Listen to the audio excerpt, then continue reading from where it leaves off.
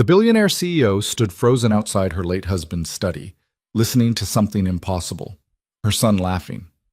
For 3 years, 10-year-old Mason had believed he was stupid, his brilliant mind locked behind walls of frustration and shame.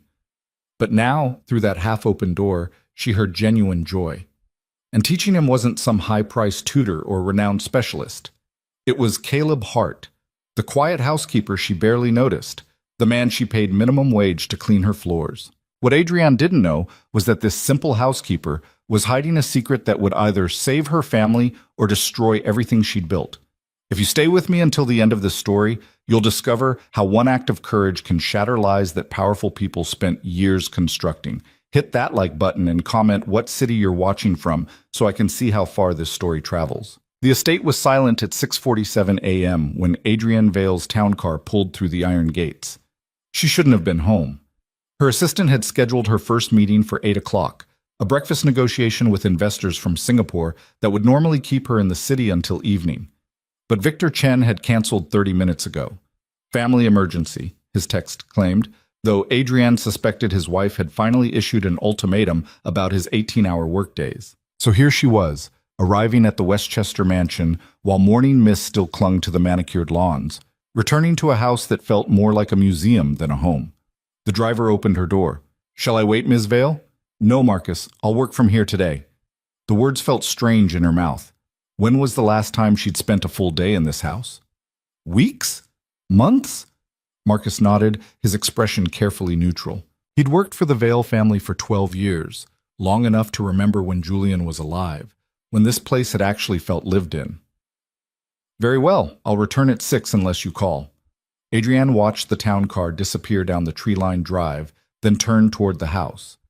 32 rooms of Italian marble and Brazilian hardwood, walls lined with art that cost more than most people earned in a lifetime. Julian had designed every detail before the cancer took him. Sometimes Adrienne wondered if he'd known, even then, that he was building a mausoleum instead of a home. She entered through the main entrance, her heels clicking against marble that her housekeeper had polished to a mirror shine. The grand foyer stretched 2 stories high, crowned by a chandelier that had once hung in a Venetian palazzo. Everything was perfect. Everything was always perfect. And everything was utterly silent. No, wait. Adrienne paused with one hand on the banister, her breath catching. There was sound coming from somewhere upstairs. Faint, but distinct. Was that laughter? Her heart began to pound. Mason never laughed. Not anymore. Not since the 3rd-grade teacher had called him lazy in front of the entire class. Not since the learning specialist had used words like significant delays and cognitive challenges that made her brilliant, sensitive son retreat into silence. The sound came again, unmistakably Mason's voice, bright with something Adrienne hadn't heard in 3 years. Joy. She dropped her briefcase and took the stairs 2 at a time, her executive composure forgotten. The sound led her down the west hallway, past the guest suites that never hosted guests, past the library where leather-bound books gathered dust, to Julian's study. The door stood half open, morning light streaming through the tall windows her husband had insisted on. Adrienne had kept this room sealed since his death, unable to face the space where he'd spent his final months. But someone had been here. The dust covers were gone, papers covered the antique desk, and at the whiteboard Julian had used for his engineering projects, a man stood with his back to the door. Not just any man. Caleb Hart, the housekeeper. "See?" Caleb was saying, his voice warm with encouragement. "The pattern repeats. 3 red, 2 blue, 3 red, 2 blue. Can you predict what comes next?" Adrienne peered through the gap in the door. Mason sat cross-legged on the Persian rug, surrounded by what looked like playing cards arranged in careful sequences. Her son's face was transformed, eyes bright, leaning forward with an intensity she'd almost forgotten he possessed. 3 red, Mason announced, "because the pattern keeps going." "Exactly." Caleb turned and Adrienne saw him properly for the first time. Not the quiet man in worn jeans who emptied the trash and cleaned the windows. This version of Caleb Hart stood differently, shoulders back, movements precise and purposeful. He knelt beside Mason, and there was something almost professorial in the gesture. "Now what if I told you that math is just patterns? That's all it is. Numbers are just a way of describing patterns we see in the world." But I'm bad at math. Mason's voice dropped, and Adrienne's chest tightened at the defeat in those 4 words. No. Caleb's tone was firm but gentle. You're not bad at math, Mason. You've just been taught in a way that doesn't match how your brain works. There's a difference. Caleb picked up a small bowl of grapes from the desk. Let's try something. Close your eyes. Mason obeyed, and Caleb placed 3 grapes in his palm. Don't count, just feel. How many? 3. Right. Now. Caleb added 2 more. How many now? 5. And now? 2 more grapes. 7. Perfect. You just did addition. 3 plus 2 plus 2 equals 7, but you didn't count, did you? You just knew. Mason's eyes flew open, wide with wonder. I knew. Because your brain is incredibly good at recognizing quantities and patterns. It always has been. We just need to teach math in a way that uses that strength instead of fighting against it. Caleb gestured to the whiteboard. Traditional math education is like trying to teach a bird to swim instead of fly. The bird isn't stupid, you're just asking it to do something that goes against its nature. Adrienne stood frozen in the hallway, her mind reeling. This wasn't how housekeepers talked. This wasn't how anyone talked, except maybe the educational specialist she'd paid thousands of dollars to help Mason, none of whom had ever made him laugh. Can we do the triangle thing again? Mason asked. And there was that eagerness again, that hunger to learn that Adrienne thought had been beaten out of him by 3 years of struggling in classrooms designed for different minds. Absolutely. Grab those blocks from the shelf. As Mason scrambled to his feet, Adrienne caught sight of the whiteboard more clearly. It was covered in diagrams, not random doodles, but sophisticated illustrations of mathematical concepts broken down into visual patterns. Fibonacci sequence represented with spirals, fractions shown as divided circles and shaded rectangles, prime numbers highlighted in a grid that made their pattern suddenly, startlingly obvious. This was curriculum. Professional, thoughtful, brilliant curriculum. Who the hell was Caleb Hart? Mason returned with wooden blocks, and Caleb began arranging them in triangular formations. This is called a triangular number. 1 block at the top, 2 in the second row, 3 in the third. How many blocks total? Mason studied the arrangement, his lips moving silently. 6? Yes. 1 plus 2 plus 3 equals 6. Now let's build the next triangle. 4 blocks in the bottom row. Together they constructed it, Mason's small hands placing each block with care. 10, he announced. 1, 2, 3, 4. That's 10 total. Perfect. And do you see the pattern forming? 1, 3, 6, 10. Each triangular number is the sum of all the numbers up to that point. And if you look at them from the side, Caleb tilted the structure. They form a pyramid, geometry and arithmetic, all connected. Everything's connected, Mason breathed. Everything in math is connected, Caleb agreed. That's what makes it beautiful. Adrienne felt tears prick her eyes. When was the last time someone had called math beautiful to her son? When was the last time anyone had made learning feel like discovery instead of punishment? My teacher says I need to memorize my times tables, Mason said, some of the light fading from his face. But I can't. I try, but they just disappear from my head. That's because memorization without understanding is nearly impossible for brains like yours, Caleb said. So we're not going to memorize. We're going to understand. By the time we're done, you won't need to memorize the times tables because you'll see why they work. Really? I promise. Just like how you don't memorize how to walk. You just understand how your body moves, right? Math can be the same way. Mason threw his arms around Caleb in an impulsive hug. You make things make sense. Caleb returned the embrace, and Adrienne saw something flash across his face, pain mixed with tenderness. You remind me of someone very special, he said quietly. Who? My son, Noah. He's 7, and he used to struggle the exact same way you do. Now he loves learning. Because you taught him like this? Yes. You're a really good teacher, Mr. Hart. Caleb's smile was sad. I used to be, once upon a time. The words carried weight that Adrienne couldn't quite interpret. Before she could process them, her phone buzzed. She silenced it quickly, but not quickly enough.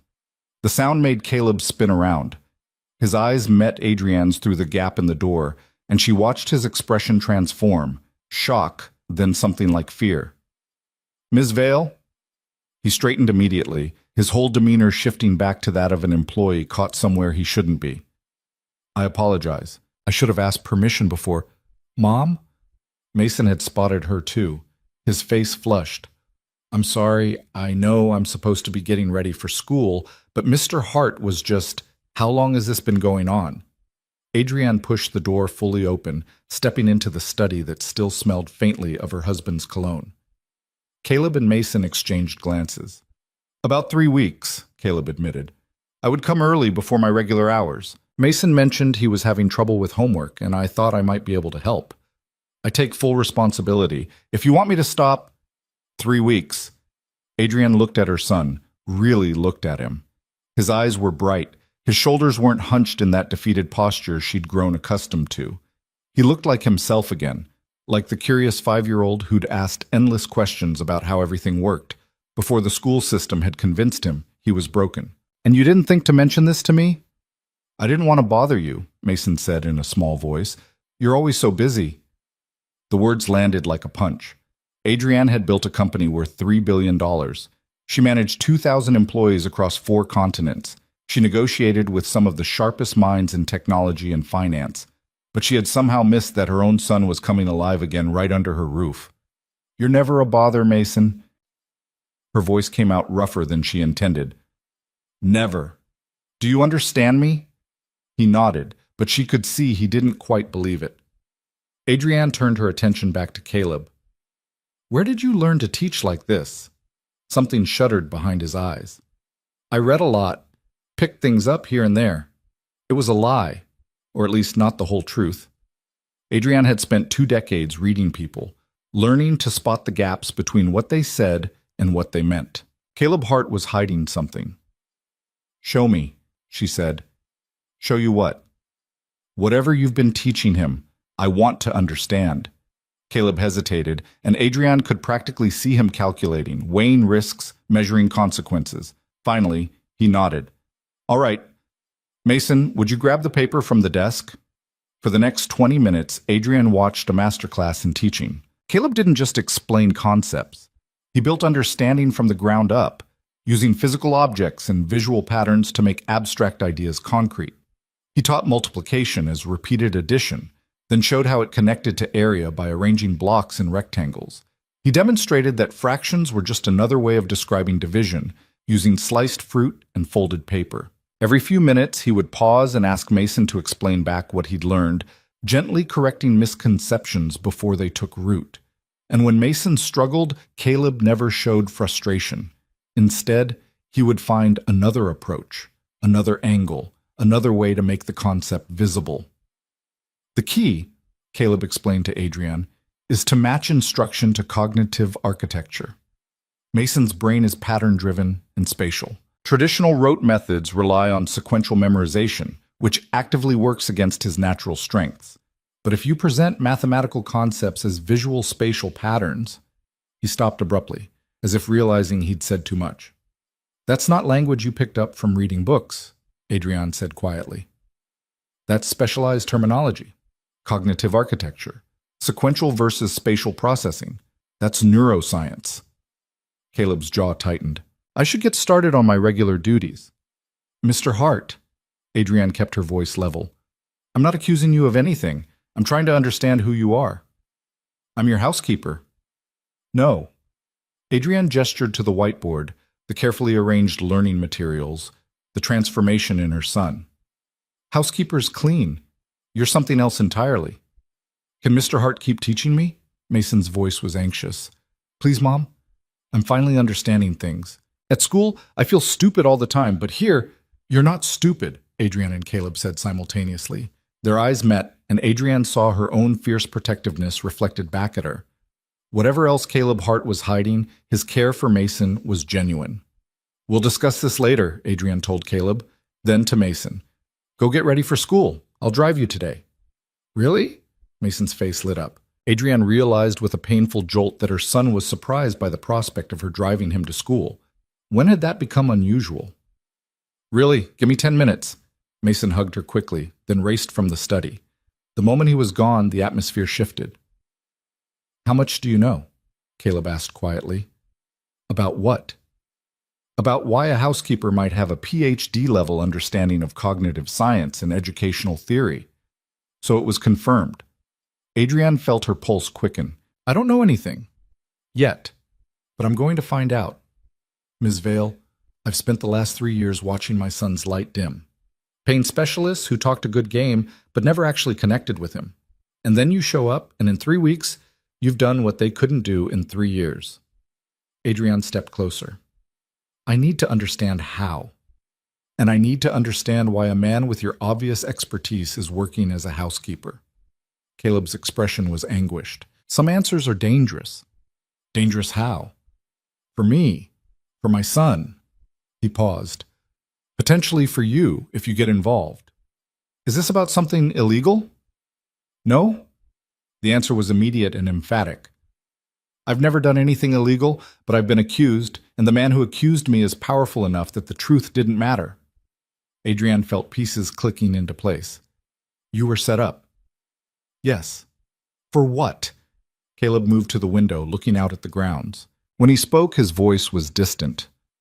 "I developed a teaching methodology, a way to help children with pattern-driven cognitive profiles learn mathematics by working with their natural strengths instead of against them. It was revolutionary. I don't say that with ego. I say it because the data proved it. Kids who'd been failing for years suddenly thrived." "What happened?" "A colleague saw the potential. Not the educational potential, the financial potential. He stole my research, published it under his own name, and when I threatened to expose him, he accused me of fabricating data and plagiarizing from him." Caleb's hands clenched at his sides. "He had resources, connections, a reputation.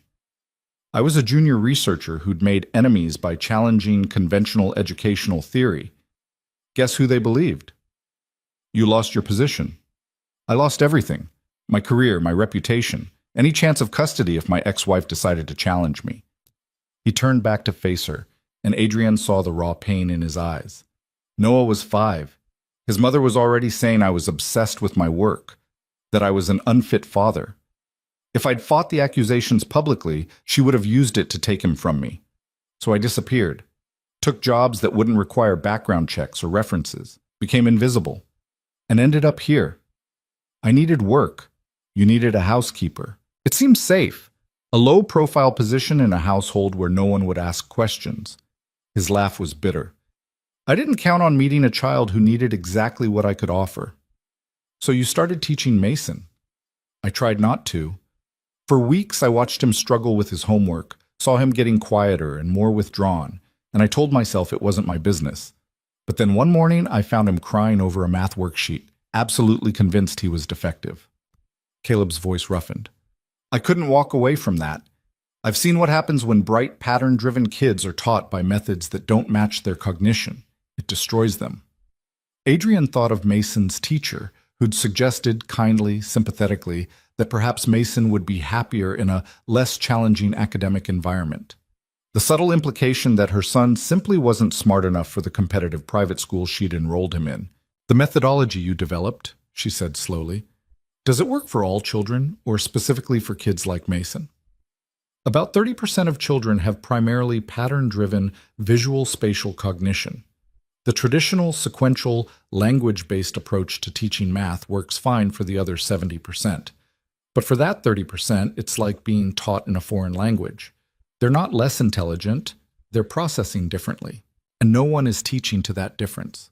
Some people are trying, but the educational establishment is deeply invested in standardized approaches, suggesting that we need fundamentally different methodologies for different cognitive profiles is threatening to a system built on uniformity. Adrienne's phone buzzed again. She glanced at it, her assistant wondering about the rescheduled Singapore meeting. The real world, pulling at her. The world of quarterly reports and shareholder meetings and strategic acquisitions that had consumed her life for the past 3 years. But right now, standing in her late husband's study with a housekeeper who was clearly a genius in hiding, watching her son laugh for the first time in years, that world felt very far away. I need to take Mason to school, she said, but we're going to continue this conversation, tonight, after your shift ends. Caleb nodded slowly. And then? And then we figure out how to solve this problem. Ms. Vale, you don't understand. The man who did this to me, Dr. Victor Lang, he's not just any researcher. He's director of cognitive studies at Columbia. He has government contracts. He's connected to people who can make problems disappear. I've dealt with powerful men before. Not like this. If he discovers I'm here, he'll destroy me, and he'll use Noah to do it. I can't risk... Mr. Hart. Adrienne met his eyes squarely. For 3 years, I've watched my son suffer. I've spent hundreds of thousands of dollars on specialists who couldn't help him.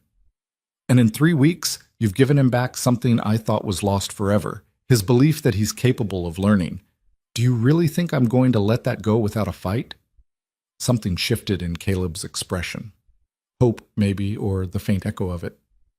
I'll be here tonight, he said quietly. Adrienne found Mason in his room, dressed in his school uniform and packing his backpack with unusual care.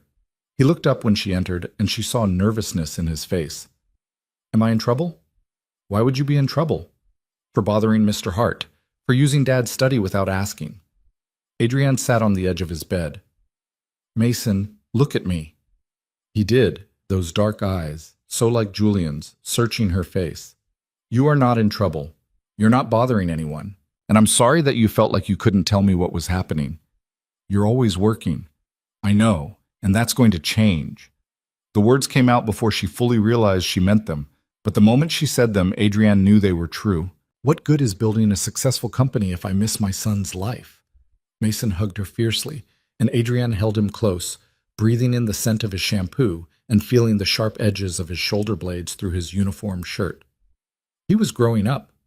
She'd been so focused on surviving Julian's death, on proving she could run the company they'd built together, that she'd somehow missed it. Mr. Hart is really smart, Mason said into her shoulder. Like genius smart. I know he's just a housekeeper, but I think maybe he used to be a teacher or something. Or something, Adrienne agreed. Come on, let's get you to school.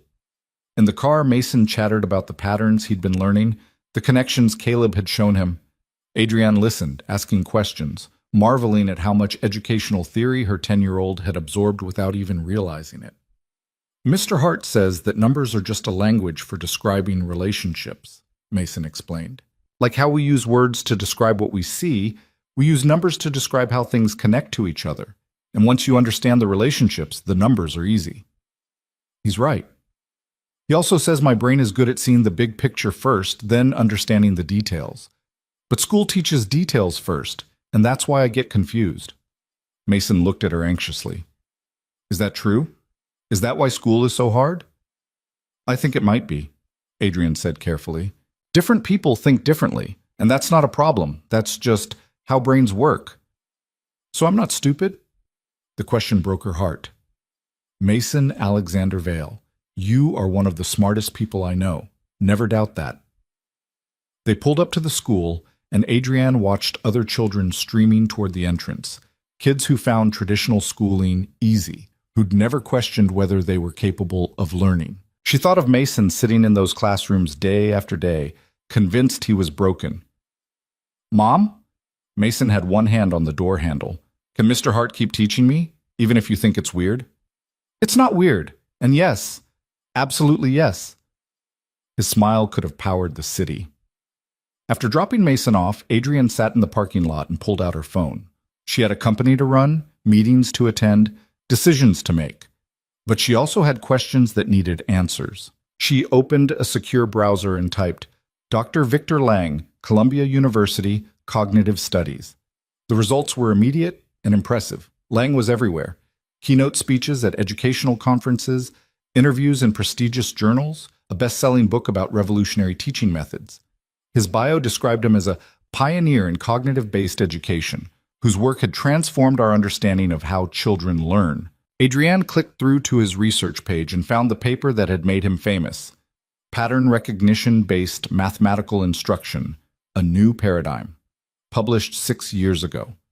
Widely cited, the foundation of his reputation. She read the abstract, and ice formed in her stomach. The methodology described was identical to what she'd watched Caleb teach Mason that morning. Not similar. Identical. Either Caleb had stolen from Lang, or Lang had stolen from Caleb.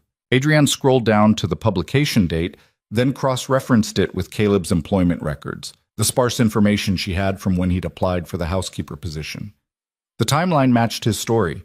Lang had published the paper 8 months after Caleb's sudden disappearance from academic circles. She dug deeper, searching for any mention of Caleb Hart in educational research. She found one paper published 7 years ago in a second-tier journal, Cognitive Architecture and Mathematical Reasoning, Preliminary Evidence for Visual Spatial Processing Advantages. The author was listed as C. Hart, Research Fellow at the Institute for Learning Sciences. The paper was cautious, the data limited, but the ideas were there, the seeds of everything she'd seen on that whiteboard this morning. 1 year later, Lang had published his revolutionary methodology, backed by extensive data and institutional resources. And Caleb Hart had vanished. Adrienne made 2 phone calls. The first was to her head of security. David, I need a comprehensive background check. Caleb Hart, current employee. I want everything. Educational history, employment records, legal issues, the works. Rush it. How deep do you want me to go? All the way. And David, discretion is critical. Understood. The second call was to her attorney. Patricia, hypothetical question. If someone had their academic research stolen and was falsely accused of misconduct, what would it take to clear their name? Hypothetically, proof, documentation, witnesses, and depending on who did the accusing, possibly a miracle. Patricia's voice sharpened. Adrienne, what have you gotten yourself into? I'm not sure yet, but I'll keep you posted. She ended the call and sat in the parking lot, watching parents come and go, thinking about power and truth and the spaces between them. Her phone rang. Marcus, checking on her schedule. She told him to clear her afternoon. She'd work from home. Then she drove back to the mansion, her mind spinning. Caleb was in the kitchen when she arrived, cleaning up from lunch. He looked up as she entered, wariness in his eyes. I did some research, Adrienne said without preamble. The paper Lang published, Pattern Recognition-Based Mathematical Instruction. I read it. Caleb's hand stilled on the dish he was drying. It's your work. Yes. Can you prove it? I had drafts, notes, early data, but when I disappeared, I left everything at the Institute. I couldn't risk retrieving it. Lang had already convinced the administration I was unstable. If I'd tried to access my research, they would have called it theft. Do you know if the files still exist? They should. The Institute has a policy of preserving all research data for 10 years. But they're not publicly accessible, and I certainly can't request them. Adrienne pulled out her phone. What if someone else requested them? Who? Me. I have standing. My company funds research projects. I could make a legitimate inquiry about replicating Lang's methodology. She was already composing the email in her head. If your original files are there, they'll be dated. They'll prove you developed this first. Caleb set down the dish carefully. Ms. Vale, if you start asking questions about this, Lang will notice, and when he realizes why you're interested, then we'll deal with it. You don't know what you're risking. Adrienne thought of Mason's face this morning, lit up with understanding, of 3 years watching her son's confidence crumble, of the possibility that Caleb's methodology could help thousands of children like Mason. Yes, she said, I do. And it's worth it. For a long moment, Caleb just looked at her. Then, slowly, something in his expression cracked open. Why are you doing this? Because you gave my son back his love of learning. Because I've spent my career fighting for what's right, and I'm not about to stop now. Adrienne met his eyes. And because no one should be able to destroy someone's life and get away with it. Caleb's voice was rough when he spoke. Thank you. Don't thank me yet. We haven't won anything. But in that moment, standing in the kitchen of her vast mansion with a housekeeper who was so much more than he appeared, Adrienne felt something she hadn't felt since Julian died. Purpose. The rest of the day passed in a blur of research and phone calls. Adrienne reached out to contacts in academia, asking casual questions about educational research and institutional policies. She drafted and redrafted her inquiry to the Institute for Learning Sciences, making it sound like a routine request from a potential funder. At 3 o'clock, her head of security called back. Adrienne, you need to hear this. Caleb Hart. His academic record is impeccable. PhD from Stanford, dissertation on cognitive architecture. postdoc at the Institute for Learning Sciences, published several well-regarded papers. Then, 6 years ago, everything stops. No employment, no publications, no digital footprint. He resurfaces 2 years later working odd jobs, maintenance, cleaning, nothing that requires references. What happened 6 years ago? According to what I could dig up, there was an accusation of research misconduct. Data fabrication. The investigation was handled internally at the Institute and never went public, but Hart resigned before it concluded. After that, nothing. It's like he deliberately erased himself. Who made the accusation? David's pause was significant. Dr. Victor Lang. I need everything you can find on Lang. Everything. Already on it. Adrienne, be careful. Lang has serious connections, government contracts, funding from major foundations. If Hart's story is true and Lang stole his research, Lang has a lot to lose if that comes out. Then we better be thorough. After the call ended, Adrienne sat at Julian's desk, her desk now, she supposed, and thought about power. She'd built her company by being smarter and more ruthless than her competitors, by seeing opportunities others missed, by taking calculated risks. This was a risk. But as she thought of Mason's laughter, of Caleb's careful teaching, of all the children who were being failed by an educational system that refused to acknowledge different ways of thinking, she knew it was the right one. Her phone buzzed with a text from Mason's teacher. Mason was very engaged in class today. Whatever you're doing at home, please continue. Adrienne smiled and sent the message to Caleb. Thought you'd want to see this. His reply came quickly. That's all him. He was always capable. He just needed to believe it. That evening, after Caleb had officially finished his shift, they met again in Julian's study. This time Noah was with him, a small 7-year-old with his father's dark eyes and a quiet intensity that reminded Adrienne of Mason at that age. Noah, this is Ms. Vale, Caleb said. This is her house. Noah offered his hand solemnly. Thank you for letting us live in the cottage. The cottage, the small guest house at the edge of the property that Adrienne had barely remembered existed. You're welcome. Would you like to see the library while your dad and I talk? There are some books I think you might enjoy. Noah's face lit up, and Adrienne found herself leading him down the hall, showing him the shelves of children's books that Julian had collected, hoping for siblings for Mason that never came. Noah gravitated immediately to the science section, pulling down a book about astronomy. Dad says the universe is just patterns, too, Noah said. Really big ones. Your dad is right about a lot of things, Adrienne replied. When she returned to the study, Caleb had papers spread across the desk. Printouts from his phone, she realized. Research notes, preliminary data, email exchanges. This is everything I kept, he said. Digital copies I sent to my personal email over the years. It's not much, but it's dated. It shows I was developing this methodology years before Lang published. Adrienne studied the documents. They were convincing, but would they be enough? We need more.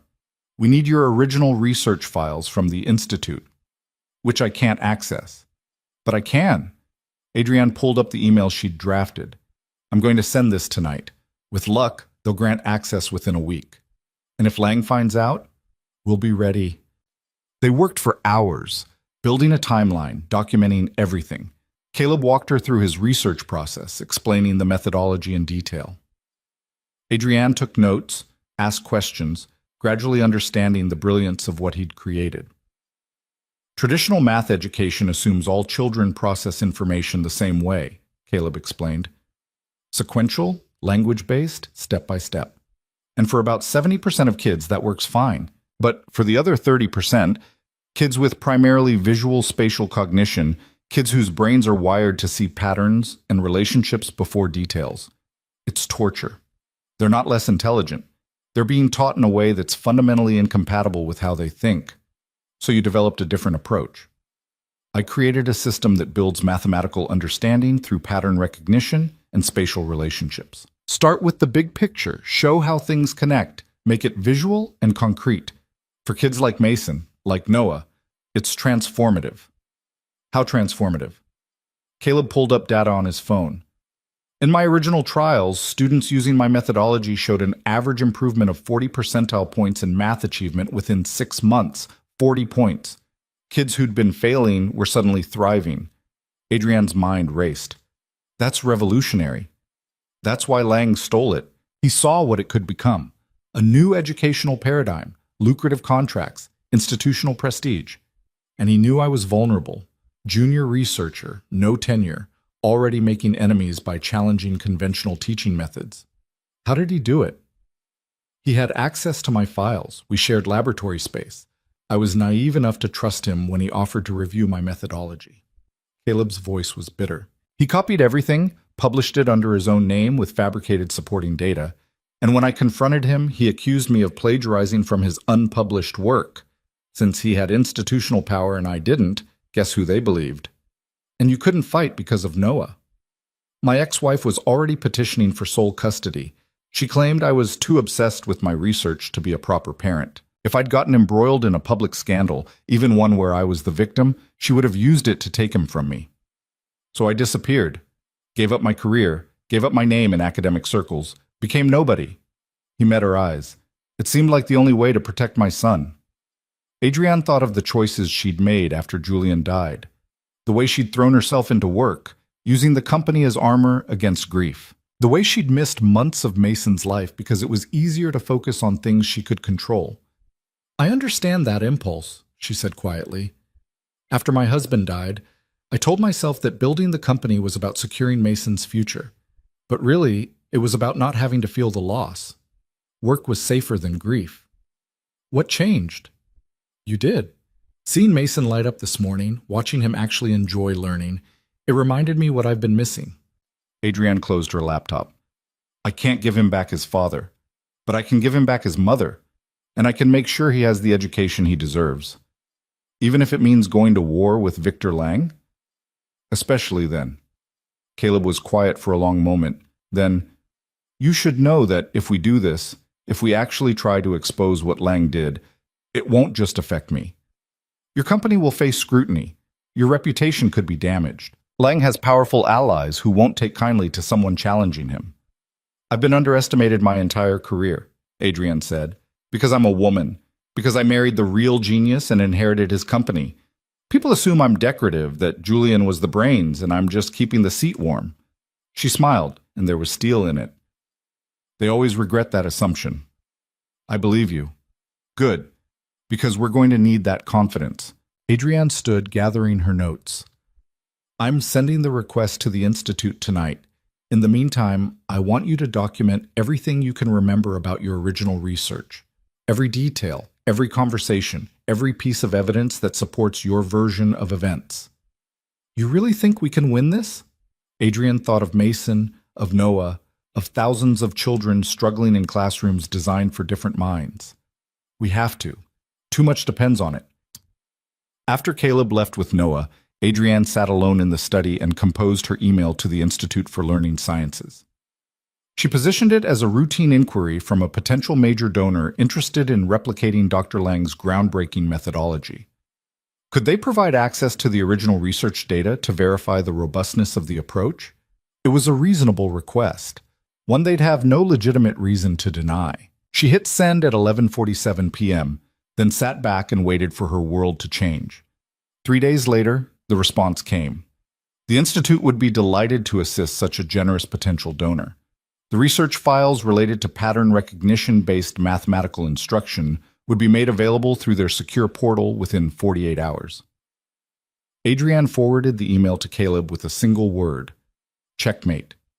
His response was equally brief: not yet. But it's a start. He was right, of course. Getting the files was just the first move. Proving they belonged to Caleb, demonstrating that Lang had stolen them, clearing Caleb's name, those were the real battles ahead. But as Adrienne watched Mason work through his homework that evening, using the patterns Caleb had taught him, solving problems that would have reduced him to tears just weeks ago, she felt certain of one thing. Whatever came next, whatever price she had to pay, it would be worth it. Because sometimes the right thing to do is also the hardest thing. And sometimes protecting what matters means going to war with people who think they're untouchable. Adrienne Vale had spent 3 years building a company worth billions. Now she was going to use every ounce of that power to protect a housekeeper who was really a genius, a teaching methodology that could change thousands of lives. And most importantly, her son's belief that he was capable of anything. Let Victor Lang bring his worst. She was ready. The files arrived on a gray Thursday morning that smelled of rain. Adrienne was in her home office reviewing quarterly projections when the notification appeared on her screen. Secure data transfer complete from the Institute for Learning Sciences. Her hand trembled slightly as she clicked the download link. Months of research data, hundreds of files, all neatly organized in folders labeled with dates spanning 7 years ago to 6 years ago. The period when Caleb Hart had been a rising star in cognitive science research, before Victor Lang had destroyed him. She texted Caleb immediately. "Files are here. Can you come up to the house?" The response came within seconds. "On my way." While she waited, Adrienne began opening files at random. Research protocols, data collection sheets, student assessment forms. Detailed notes in a precise, methodical handwriting that matched the whiteboard work she'd seen Caleb do with Mason. And most importantly, metadata showing creation dates and modification histories that couldn't be faked. Caleb appeared in her office doorway, still wearing the work gloves he used for gardening, Noah trailing behind him with a book tucked under his arm. "Noah, sweetheart," Adrienne said, "Mason's in the library doing homework. Why don't you join him? I think he'd appreciate the company." Noah's face brightened, and he disappeared down the hallway. The moment he was out of earshot, Caleb crossed to the desk. "Show me." Adrienne pulled up the file directory. Caleb's breath caught as he scanned the folders. "These are mine," he whispered. "All of it. I created this structure, wrote these protocols." He clicked through rapidly, opening files with the ease of someone navigating familiar territory. "Here. This is the pilot study I ran with 12 students. 3 months of data showing dramatic improvement in pattern recognition-based math instruction versus traditional methods. The dates? 7 years ago, a full 18 months before Lang published." Caleb's voice was shaking now. "And look at this. The methodology documentation. I can show you the earlier drafts, the evolution of the approach. Lang's published version appeared fully formed, no developmental history, because he stole the final product." Adrienne made notes as Caleb walked her through the files, explaining what each piece demonstrated. The more she saw, the clearer the picture became. This wasn't just similar research or parallel discovery. Lang had taken Caleb's work wholesale and claimed it as his own. "We need someone who can verify this independently," she said. "An expert witness who can confirm that you developed this methodology first. Who would testify against Victor Lang? He's too powerful." "We'll find someone." Adrienne was already making a list in her head. "What about your dissertation advisor, or other colleagues from that period?" Caleb's expression darkened. "My advisor retired and moved to Costa Rica, said he was tired of academic politics. As for colleagues, Lang made sure to poison that well thoroughly. He told everyone I was unstable, that I'd stolen his ideas and was trying to claim credit. Most people stopped returning my calls. Most, not all. There was one professor, Dr. Sarah Chen. She taught cognitive development at Stanford when I was there. She never quite believed Lang's version of events, but she couldn't prove anything." Caleb pulled up an email from deep in the file history. "Look, I sent her preliminary results 2 years before Lang published. She responded with suggestions for refinement." Adrienne read the exchange, noting the date stamps and the detailed technical discussion. "Would she testify?" "I don't know. It's been 6 years. She might not even remember." "Only one way to find out." Adrienne pulled up Stanford's faculty directory and found Chen's contact information. "I'll reach out this afternoon. In the meantime, we need to secure these files properly. Multiple backups, encrypted storage, copies with my attorney." "You really think Lang will try to destroy this evidence?" "I think he's spent 6 years building a reputation on stolen work. If that comes crashing down, it takes everything with it. His position, his funding, his credibility. Men like that don't surrender quietly." Caleb moved to the window, looking out at the grounds where Noah and Mason were now visible on the lawn, examining something in the grass with intense childhood focus. "I keep waiting for you to realize this is too complicated, too risky, that protecting your housekeeper isn't worth endangering your company." "Do you know what my company does, Mr. Hart?" "Educational technology, software and platforms for schools." "Correct. And do you know what our mission statement is?" Adrienne didn't wait for an answer. "To ensure every child has access to learning methods that match their potential. We've spent billions developing adaptive learning platforms, trying to personalize education at scale." She gestured to the files on her screen. What you created does exactly that for a population we've struggled to reach. If I walk away from this, I'm betraying everything my company claims to stand for. That's practical reasoning. You want the impractical reason? Adrienne's voice softened. Mason came home from school yesterday and told me math was starting to make sense, that he'd helped another student understand fractions by showing them the way you taught him. A child who spent 3 years convinced he was stupid is now teaching other kids. That's worth fighting for. Caleb turned from the window, and there were tears in his eyes. I don't know how to thank you. Help me build the case. That's thanks enough. They worked through lunch, organizing evidence, building timelines, documenting everything. Adrienne's assistant called twice about rescheduled meetings, but she waved them off. This was more important. At 2 o'clock, her head of security called. Adrienne, we have a problem. Victor Lang just announced a partnership negotiation with your company. The world seemed to tilt. What? It hit the wire 30 minutes ago. Lang's office issued a press release saying Columbia and Vale Technologies are exploring a strategic partnership to implement pattern recognition-based learning at scale. They're positioning it as a major educational initiative. Adrienne's mind raced. I never authorized any such negotiation. According to the release, initial discussions happened at the Educational Technology Summit last month. You were there, right? She had been. A 3-day conference where she'd given a keynote address and attended dozens of networking events. David, I meet hundreds of people at these conferences. I have no specific memory of talking to Victor Lang. Well, he apparently remembers quite clearly, and he's using the supposed partnership as leverage to boost his profile. Stock analysts are already calling it a major validation of his research. Adrienne looked at Caleb, who had gone very still. This is a preemptive strike. He's tying himself to my company publicly so that if I expose him later, it looks like a business dispute rather than research fraud. That's my read too, David agreed. The man's clever. By creating this narrative now, he controls the story. Then we change the story. Send me everything you have on his finances, his research funding, his institutional relationships. If we're going to war, I want to know exactly where he's vulnerable. After ending the call, Adrienne found Caleb staring at the computer screen, his face ashen. He knows, Caleb said. Somehow, he knows you've been looking into this. We don't know that for certain. Adrienne, Lang doesn't do anything without calculation.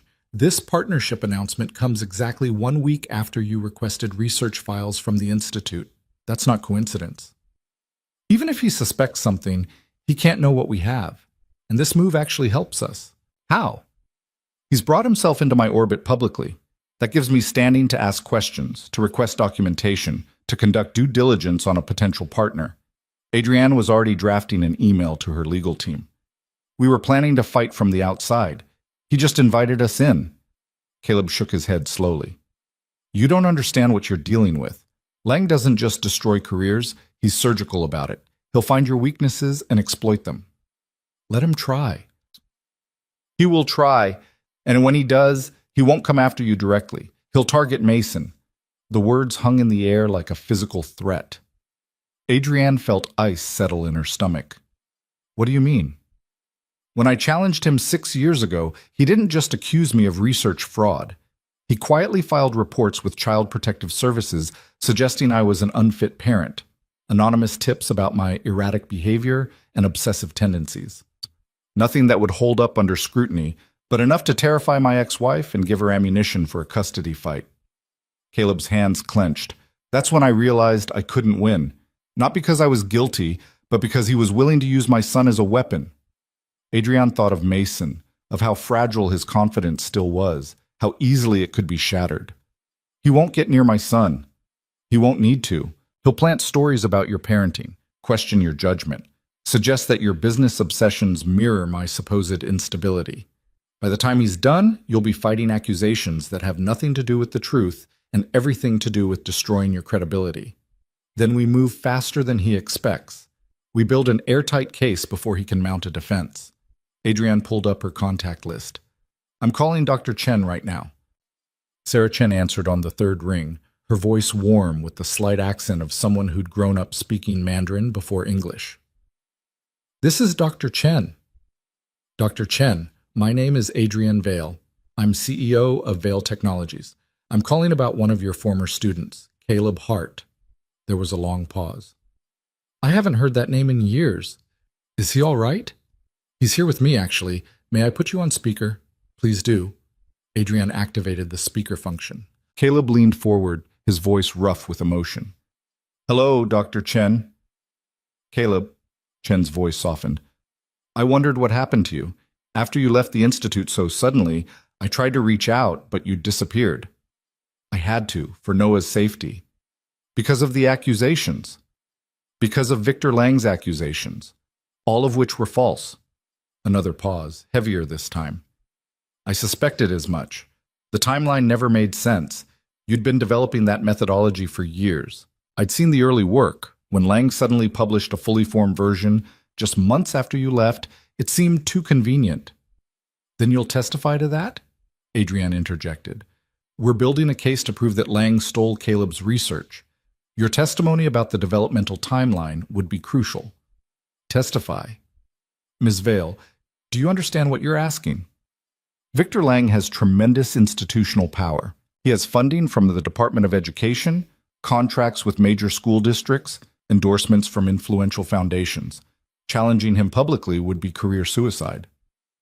Dr. Chen, with respect, what good is a career built on allowing fraud to flourish? Adrienne kept her voice level but firm. You're a scientist. You know that research integrity is fundamental. If we stay silent while someone profits from stolen work, we're complicit in the corruption. Easy to say when it's not your career on the line. Actually, it is my career on the line.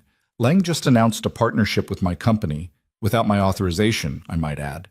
When I expose him, there will be fallout, lawsuits, media scrutiny, potential damage to shareholder value. I'm risking billions of dollars and my professional reputation. Adrienne paused.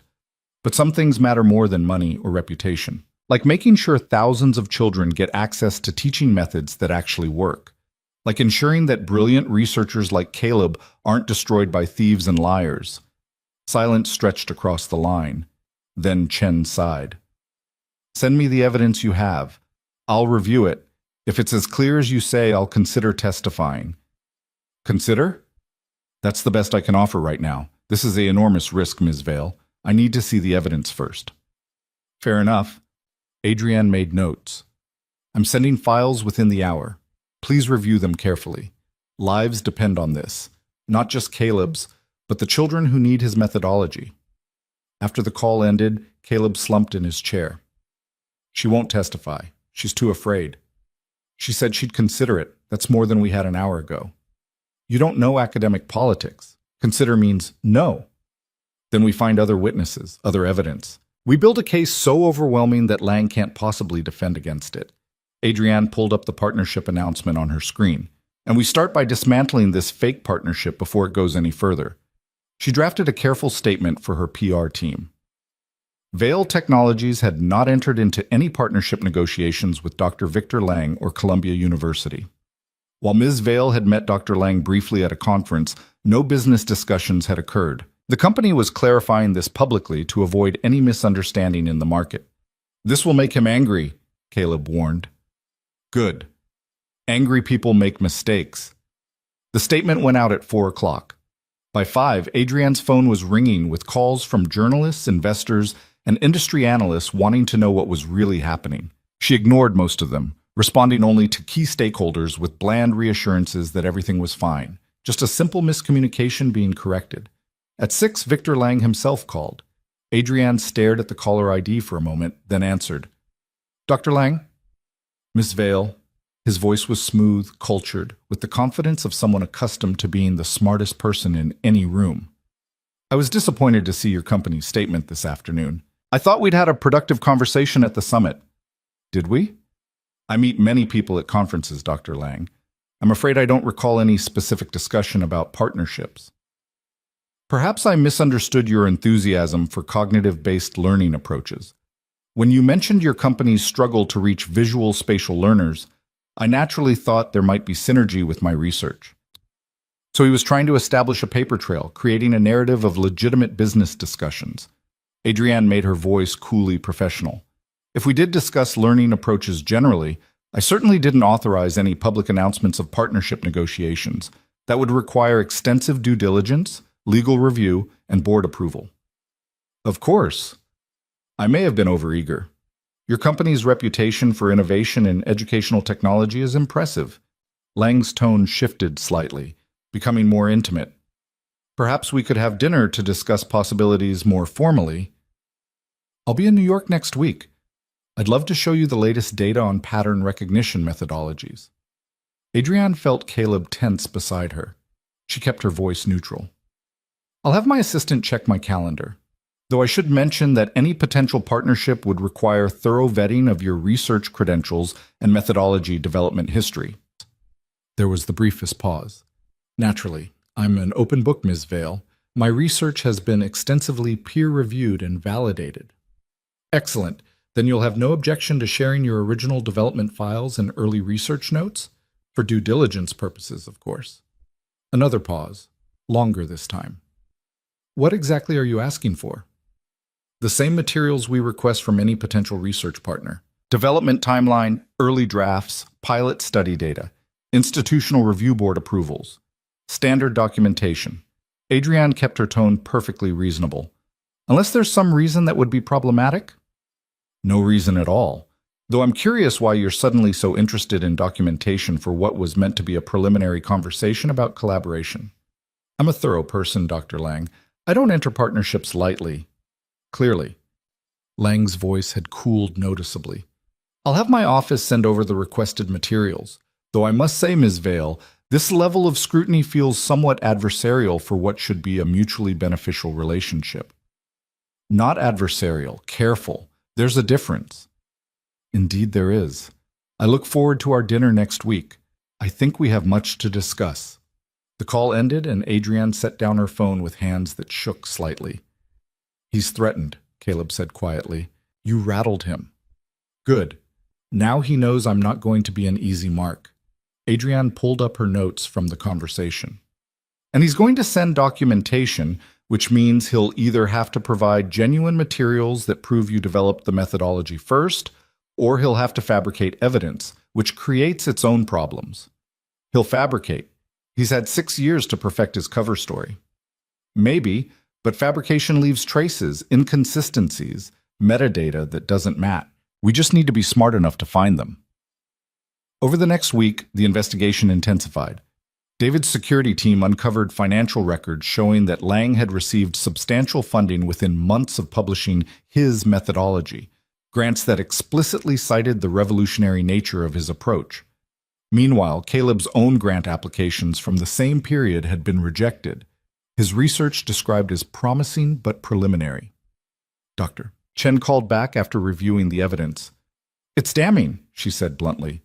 The developmental timeline, the email exchanges, the pilot study data, it all points to Caleb as the original researcher.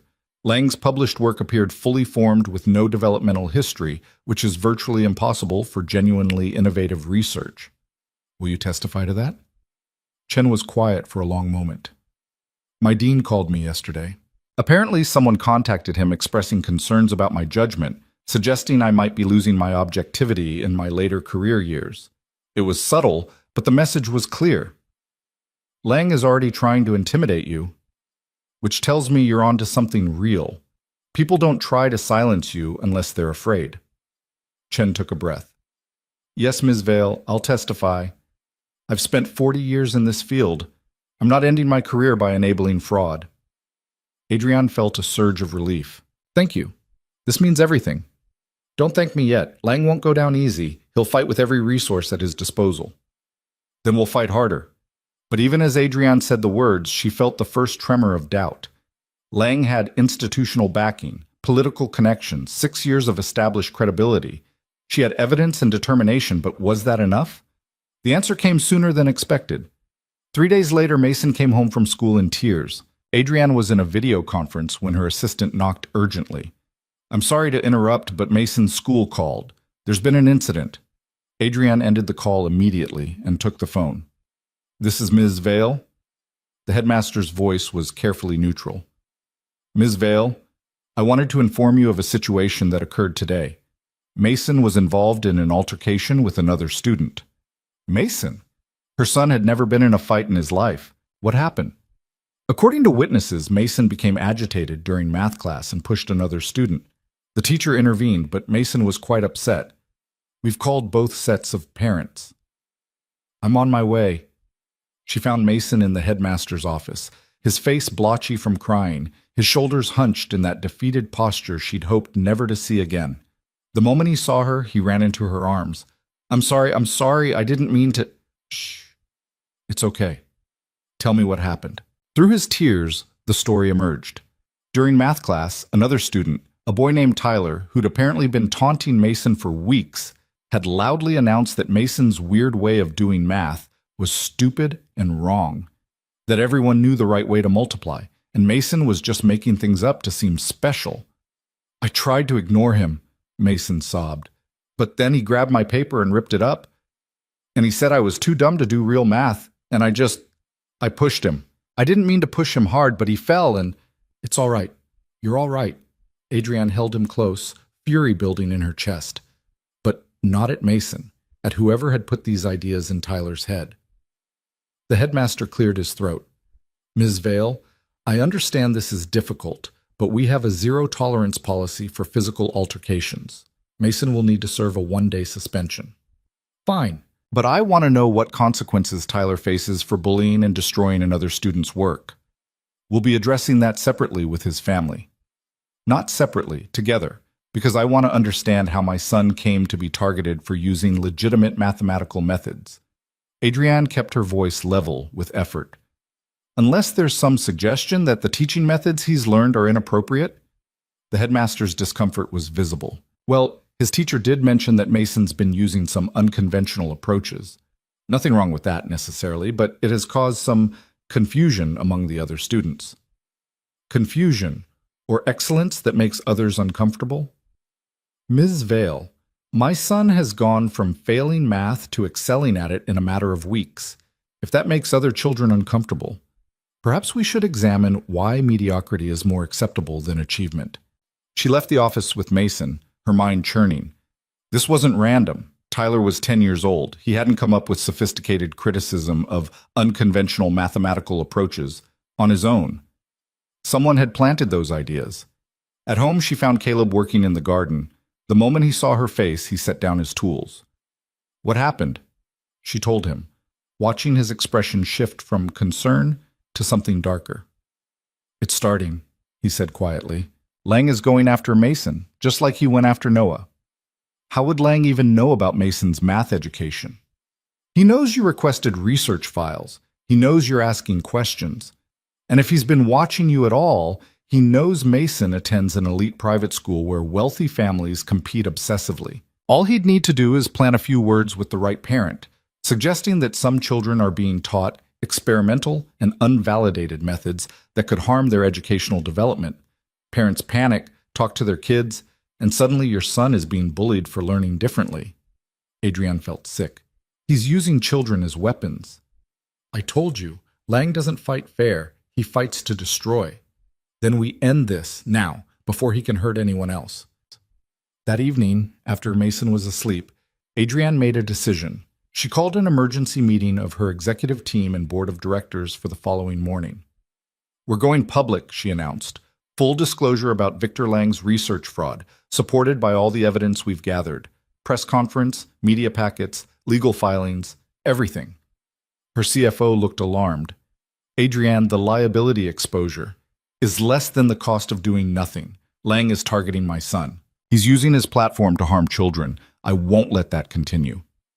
The shareholders will understand that this company was built on integrity. If we compromise that now, we compromise everything. Adrienne pulled up the presentation she'd been preparing. Here's the evidence. Caleb Hart's original research files, dated 2 years before Lang's publication. Testimony from Dr. Sarah Chen confirming the developmental timeline. Financial records showing Lang received major grants immediately after publishing stolen work. Email exchanges proving Hart sent methodology descriptions to colleagues before Lang ever claimed to have developed it. The General Counsel studied the documents. This is strong, but Lang will fight back hard. We need to be prepared for a scorched earth legal battle. I am prepared. The question is whether you're all with me. One by one, her team nodded. They'd built this company on the principle that education should serve every child, not just those who fit conventional molds. Walking away from that principle now would make everything they'd worked for meaningless. The press conference was scheduled for Friday morning at 10 o'clock. Lang found out Wednesday afternoon. Adrienne was reviewing the press materials when her phone rang with an unfamiliar number. She answered cautiously. Yes? Ms. Vale. Lang's voice was tight with controlled fury. I understand you're planning some kind of public announcement regarding my research. News travels fast. I'm calling to give you one opportunity to reconsider. Walk away from this investigation, issue a statement saying you've found no evidence of wrongdoing, and I'll forget this ever happened. Continue down this path, and I'll destroy you. Threaten me again, and I'll add intimidation to the list of charges. With charges? Lang laughed, but there was no humor in it. You're going to charge me? With what? Developing a revolutionary teaching methodology that's helped thousands of children. I have 6 years of established credibility, Ms. Vale. Government endorsements, peer-reviewed publications, institutional backing. You have the ravings of a disgraced researcher who falsified data and the misguided loyalty of a CEO who's clearly not thinking clearly. I have evidence. You have files that could mean anything, data that I can easily demonstrate came from my own research, a timeline that's ambiguous at best. Lang's voice dropped. But more importantly, Ms. Vale, I have resources you can't imagine. I have allies in the Department of Education who will make your company's life very difficult if you continue this crusade. I have media connections who will ensure your story is framed as a vindictive business dispute rather than legitimate whistleblowing. And I have enough dirt on your personal life to make the next year absolute hell. There is no dirt on my personal life. Isn't there? A widow who works 80-hour weeks while her son struggles at school? A CEO who hired her dead husband's research assistant as a housekeeper, then began a relationship with him? I can make that story very sordid, Ms. Vale. By the time I'm done, people will question your judgment, your fitness as a parent, your stability as a leader. Adrienne felt ice in her veins. I don't have a relationship with Caleb Hart. Not yet, but you're spending an awful lot of time together. Meeting late at night in your house, taking special interest in his son. People will draw conclusions. And in your position, perception is reality. This is beneath even you, Lang. No, what's beneath me is letting some self-righteous billionaire and a failed researcher destroy 6 years of work because they're jealous of my success. You want to play hardball, Ms. Vale? Let's play. But don't say I didn't warn you. The line went dead. Adrienne sat in silence, her hands trembling with rage. Lang had just made a critical mistake. He'd shown his hand, revealed exactly how he intended to fight, which meant she could prepare. She called Caleb. We need to talk, now. He arrived within minutes, Noah in tow as always. Adrienne sent both boys to the media room with instructions to pick any movie they wanted, then closed the study door. Lang called. He threatened to spread rumors about us having a relationship. Caleb's face went pale. That's exactly what he did last time. Suggested I was having inappropriate relationships with colleagues, creating a hostile work environment. None of it was true, but the accusations alone were enough to make people suspicious. So we get ahead of it. Full transparency. I'll disclose that you're my employee, that you've been helping Mason with tutoring, that there's no romantic relationship of any kind. We remove his ammunition before he can use it. That won't stop him from lying. No, but it will make his lies less credible. Adrienne pulled up her notes. We go public Friday as planned. We present the evidence clearly and factually. We let Lang make his accusations, and then we systematically dismantle them with truth. And if the truth isn't enough, then we make it enough. We find more witnesses. We dig deeper into Lang's background. We expose every lie he's built his career on. Adrienne met Caleb's eyes. I'm not backing down. Not when we're this close. Even if it costs you everything? Mason came home crying yesterday because someone bullied him for being good at math. Because Lang is using children as collateral damage in his war to protect stolen work. That ends Friday. Caleb was quiet for a long moment. Then he nodded slowly. Okay, let's end this. Thursday night, Adrienne couldn't sleep. She went over the press materials one more time, checking every fact, every citation, every piece of evidence. It was airtight, It had to be. At 2 in the morning, she heard a soft knock on the study door. Mason stood in the hallway in his pajamas. "Can't sleep either?" she asked. He shook his head and came to sit beside her. "Are you really going to tell everyone what Mr. Hart taught me?" "Not exactly. I'm going to tell everyone that Mr. Hart developed something important and someone stole it from him. That's wrong, and we're going to make it right." "Will people be mad at you?" "Some people might be, but doing the right thing isn't always popular." Mason studied her face with those dark, serious eyes. "Dad used to say that integrity means doing the right thing even when it's hard." Adrienne felt tears prick her eyes. "He did say that, and he was right." "Then I'm proud of you, Mom, for having integrity." She pulled him into a hug, holding her son close, drawing strength from his fierce certainty. Whatever happened tomorrow, whatever Lang threw at them, they would face it together. At 9:30 Friday morning, Adrienne stood in the conference room of Vale Technologies headquarters, surrounded by lawyers, executives, and a carefully vetted group of journalists. Caleb waited in an adjacent room with Dr. Chen, both of them ready to present their testimony. At exactly 10 o'clock, Adrienne stepped to the podium. "Good morning. I'm here today to discuss a matter of research integrity that has come to my attention. 6 years ago, a young cognitive scientist named Caleb Hart developed a revolutionary teaching methodology for children with visual spatial learning profiles. Before he could properly publish and protect his work, it was stolen by a colleague, Dr. Victor Lang of Columbia University. Dr. Lang then used this stolen research to build a career, securing millions in funding and institutional prestige based on work that was never his." The room erupted with questions, but Adrienne raised a hand for silence.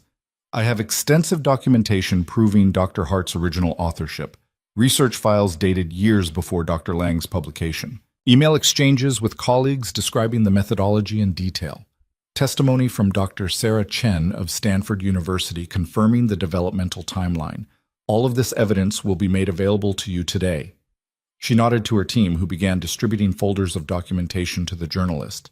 "This isn't a business dispute. This isn't professional rivalry. This is theft, pure and simple. And it's theft that has harmed not only Dr.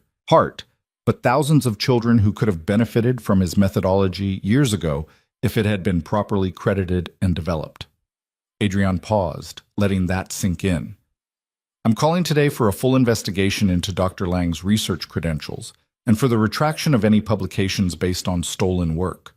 More broadly, I'm calling for the academic community to examine how research misconduct is handled because the current system failed catastrophically in this case."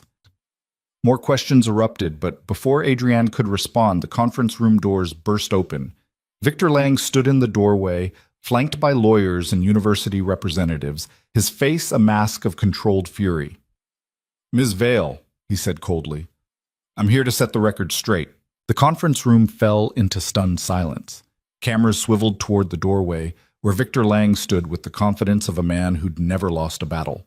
He was tall, silver-haired, impeccably dressed in a charcoal suit that probably cost more than most people earned in a month. Behind him, 3 lawyers in matching navy blazers formed a wall of legal intimidation. Adrienne felt her pulse spike but kept her expression neutral. "Dr. Lang, this is a private press conference." "Private?" Lang's smile was cold. "You're making public accusations about my character and my research. I have every right to defend myself." He strode into the room without waiting for permission, his legal team following like sharks scenting blood. "Ladies and gentlemen of the press, I apologize for the interruption, but I couldn't allow Ms. Vale to continue spreading falsehoods without challenge." One of the journalists, a woman from the Times, raised her hand. "Dr. Lang, are you denying Ms. Vale's allegations that you stole research from Dr. Caleb Hart?" "I'm not just denying them. I'm calling them what they are. Defamatory lies from a disgraced former colleague who's apparently found a wealthy patron willing to finance his revenge fantasy." Lang moved to stand beside the podium, forcing Adrienne to either step aside or appear confrontational. She held her ground. Caleb Hart was dismissed from the Institute for Learning Sciences 6 years ago for research misconduct, data fabrication, plagiarism. The investigation was thorough and the evidence was clear. "Then you won't mind if we review that evidence publicly," Adrienne said coolly. The investigation was internal and confidential, as is standard in academic institutions. but I can tell you that multiple colleagues witnessed Hart's erratic behavior, his obsessive claims that others were stealing his work, his increasingly unstable accusations. Lang turned to address the journalist directly. This is a man who couldn't accept that his research was mediocre, that others had developed similar ideas more rigorously. Rather than acknowledge his own limitations, he created an elaborate conspiracy theory. "That's a lie," the voice came from the side door. Caleb stood there, pale but steady, Sarah Chen beside him. "Everything you just said is a calculated lie, and you know it." Lang's expression flickered. Just for a moment, Adrienne saw something like fear cross his face before the mask of confidence returned. "Caleb, still clinging to delusions, I see. The only delusion here is your belief that you could steal 6 years of my work and never face consequences." Caleb moved into the room, and Adrienne saw his hands trembling slightly. But his voice was strong. "I developed the pattern recognition methodology between 2014 and 2016. I have research files, pilot study data, email exchanges with colleagues, all dated years before your publication. Files that could easily be fabricated or backdated. Not when they're stored on institutional servers with verified metadata." Dr. Chen stepped forward, her gray hair pulled back in a severe bun, her eyes sharp behind wire-rimmed glasses. "I'm Dr. Sarah Chen, professor of cognitive development at Stanford. I reviewed Dr. Hart's original research when he was a graduate student. I watched him develop this methodology over years of careful work. When you published in 2018, Dr. Lang, I recognized it immediately as Caleb's approach, not inspired by his work, not parallel development, but identical in every significant detail." Dr. Chen. Lang's tone became almost gentle, the way you might speak to someone senile. "With all due respect, you're recalling events from years ago.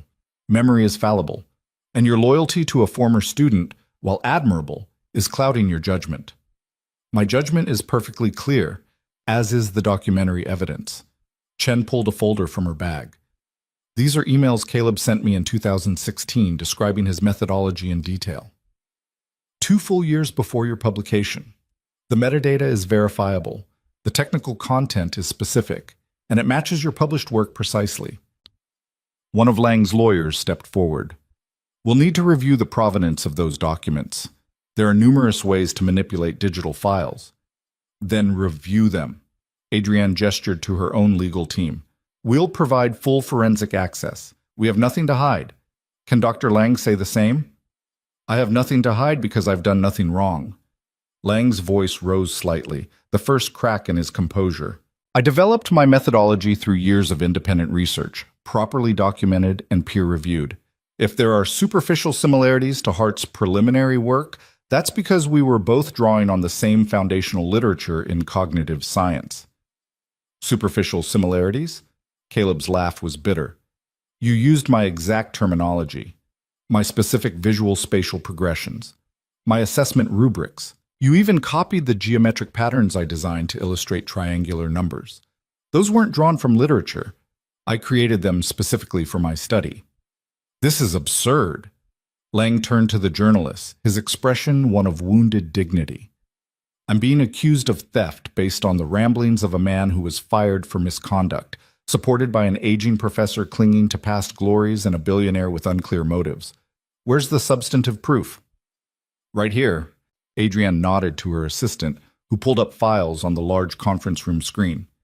"These are research protocols from Dr. Hart's pilot study, dated March 2016.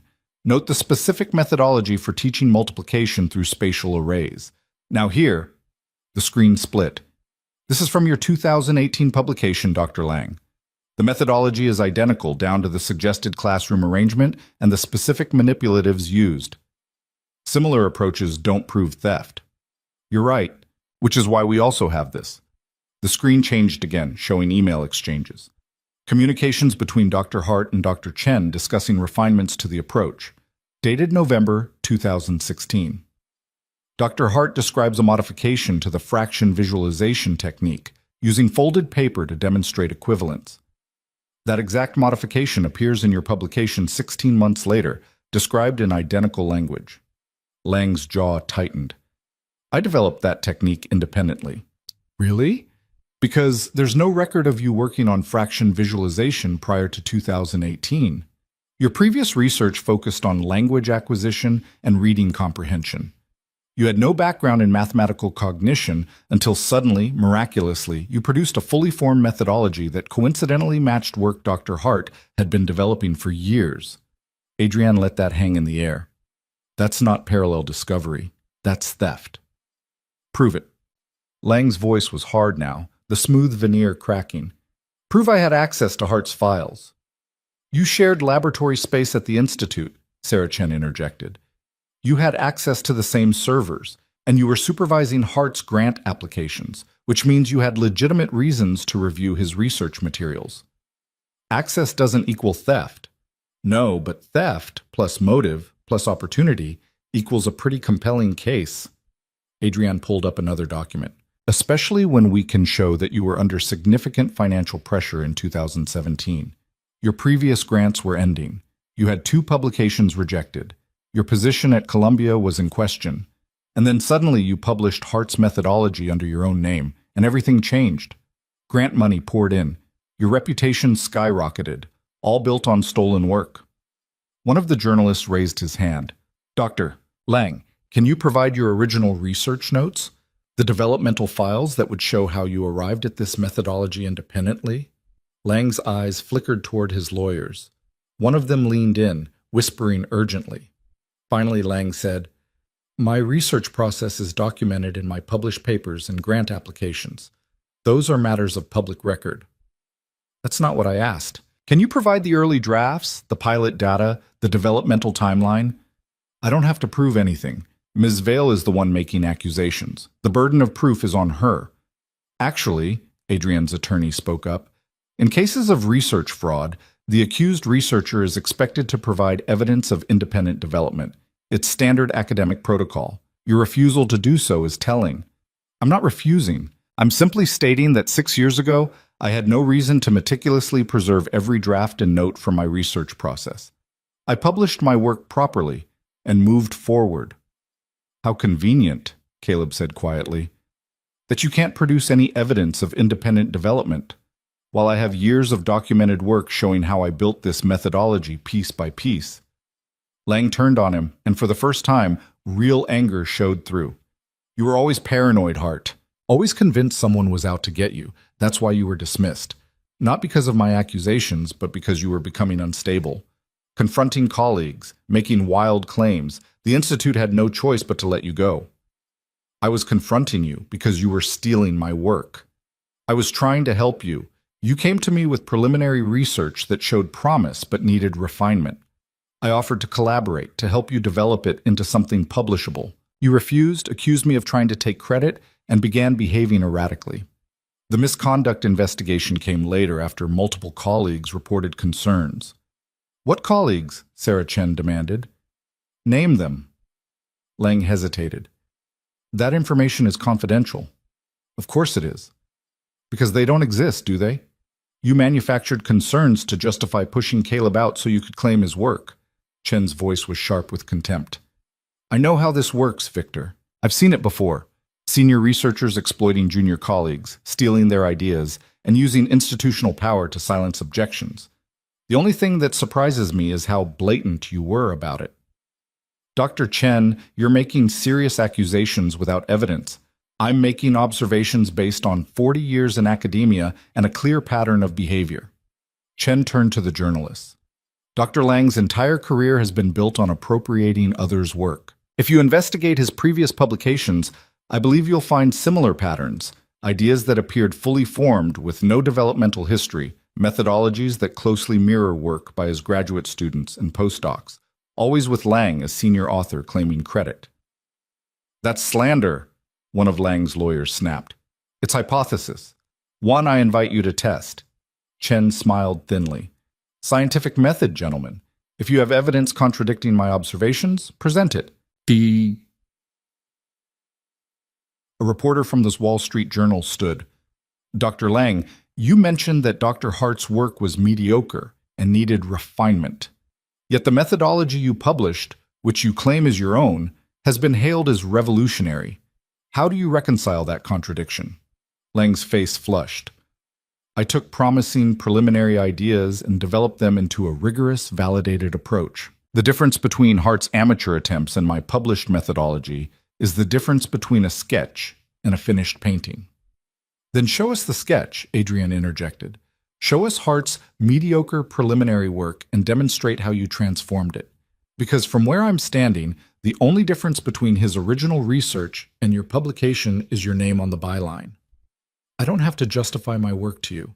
No, but you do have to justify it to the academic community and to the Department of Education, which has funded your research with millions in taxpayer dollars, and to the parents of children who've been taught using your supposedly revolutionary methodology, which turns out to be stolen. Adrienne's voice hardened. You've built a career on lies, Dr. Lang. That ends today. You have no idea what you're dealing with.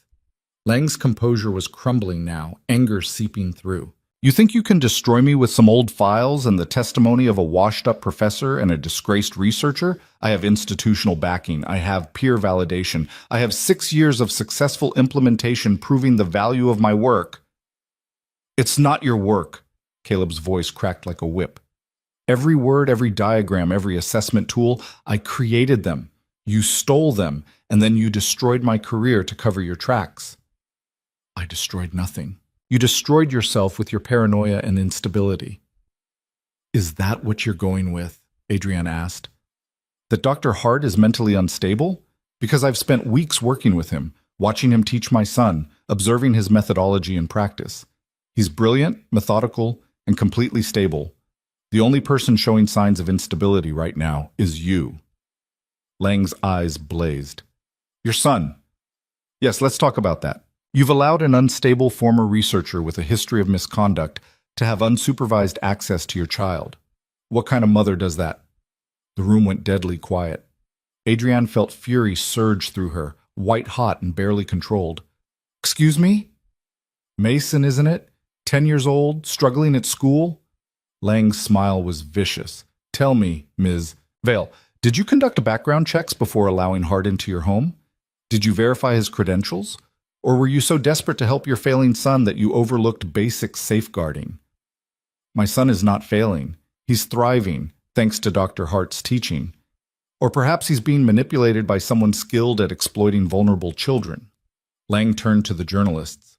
I think the real story here isn't about research methodology. It's about a billionaire CEO with questionable judgment, risking her son's well-being to pursue a vendetta on behalf of a man she barely knows. One has to wonder what Hart offered in exchange for her support. The implication hung in the air, ugly and deliberate.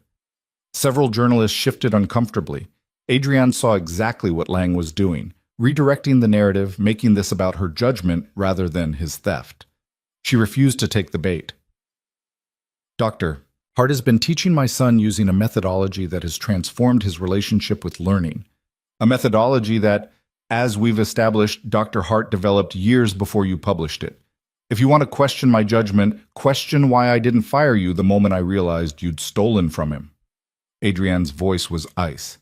But don't you dare imply there's anything inappropriate about a qualified educator helping a child who needed support. Qualified? He was fired for misconduct. He resigned to protect his own son from the campaign of intimidation you launched. A campaign I suspect you're preparing to launch against my son now, because that's your pattern. When you can't win on merit, you attack children. Lang's lawyer put a hand on his arm, but Lang shook it off.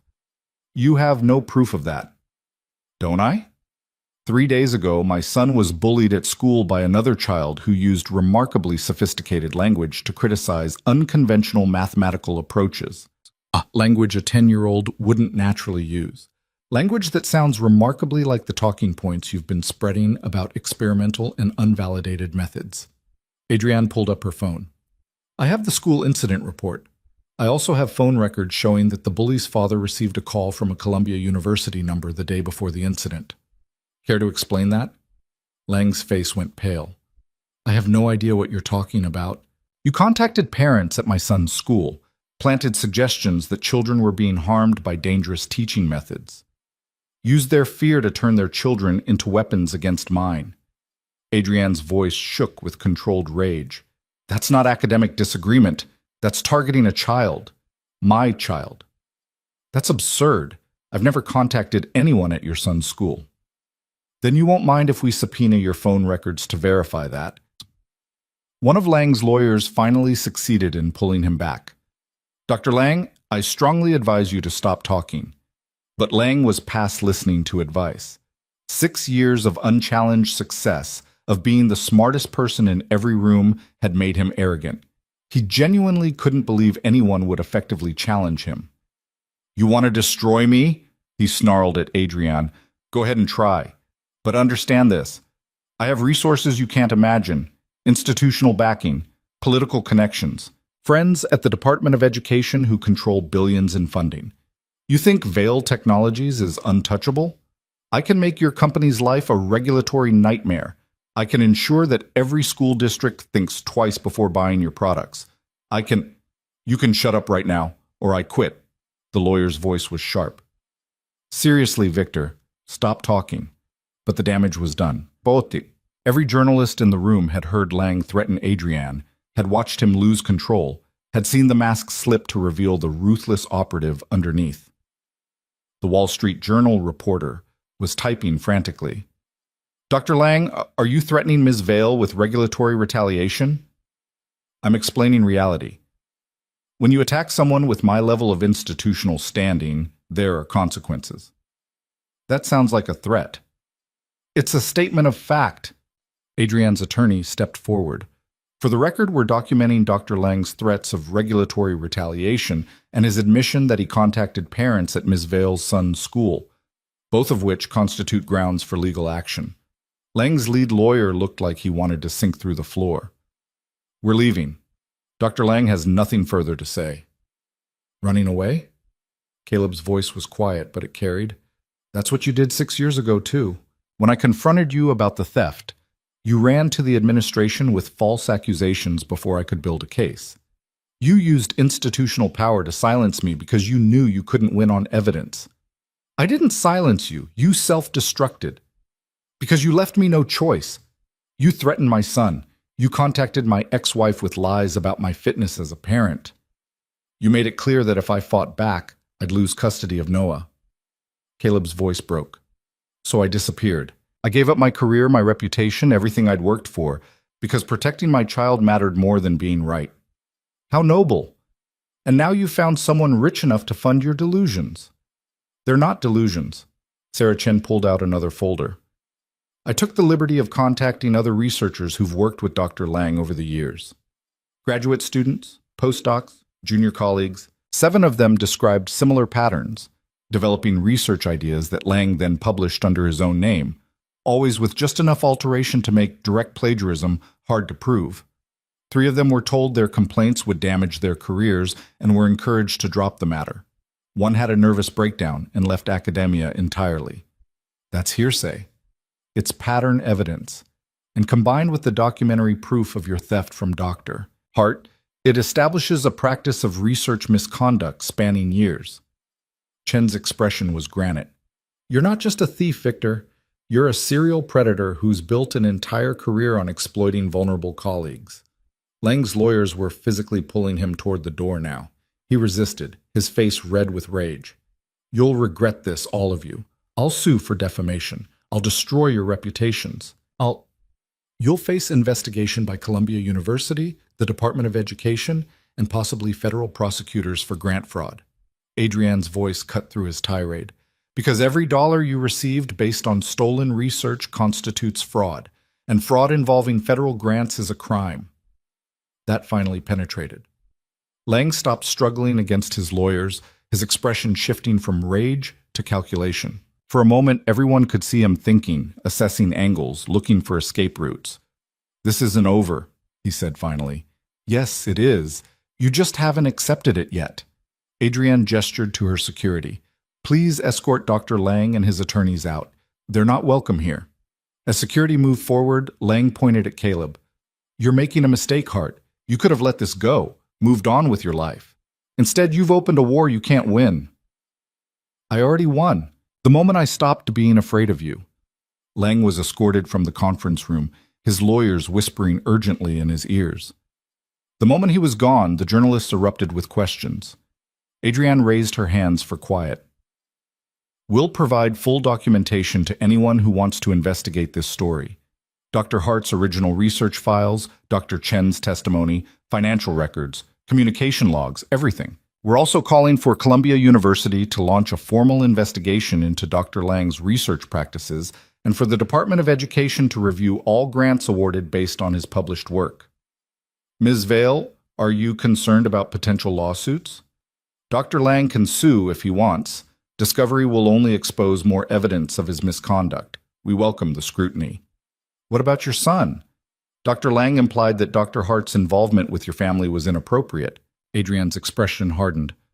My son has been taught mathematics by a brilliant educator using evidence-based methodology. There's nothing inappropriate about that, and any suggestion otherwise is a transparent attempt to distract from the actual issue, which is research fraud. Dr. Lang is trying to make this about my parenting because he knows he can't defend his theft on the merits. Dr. Hart, what do you want to see happen now? Caleb stepped forward, and for the first time since entering the room, he looked calm.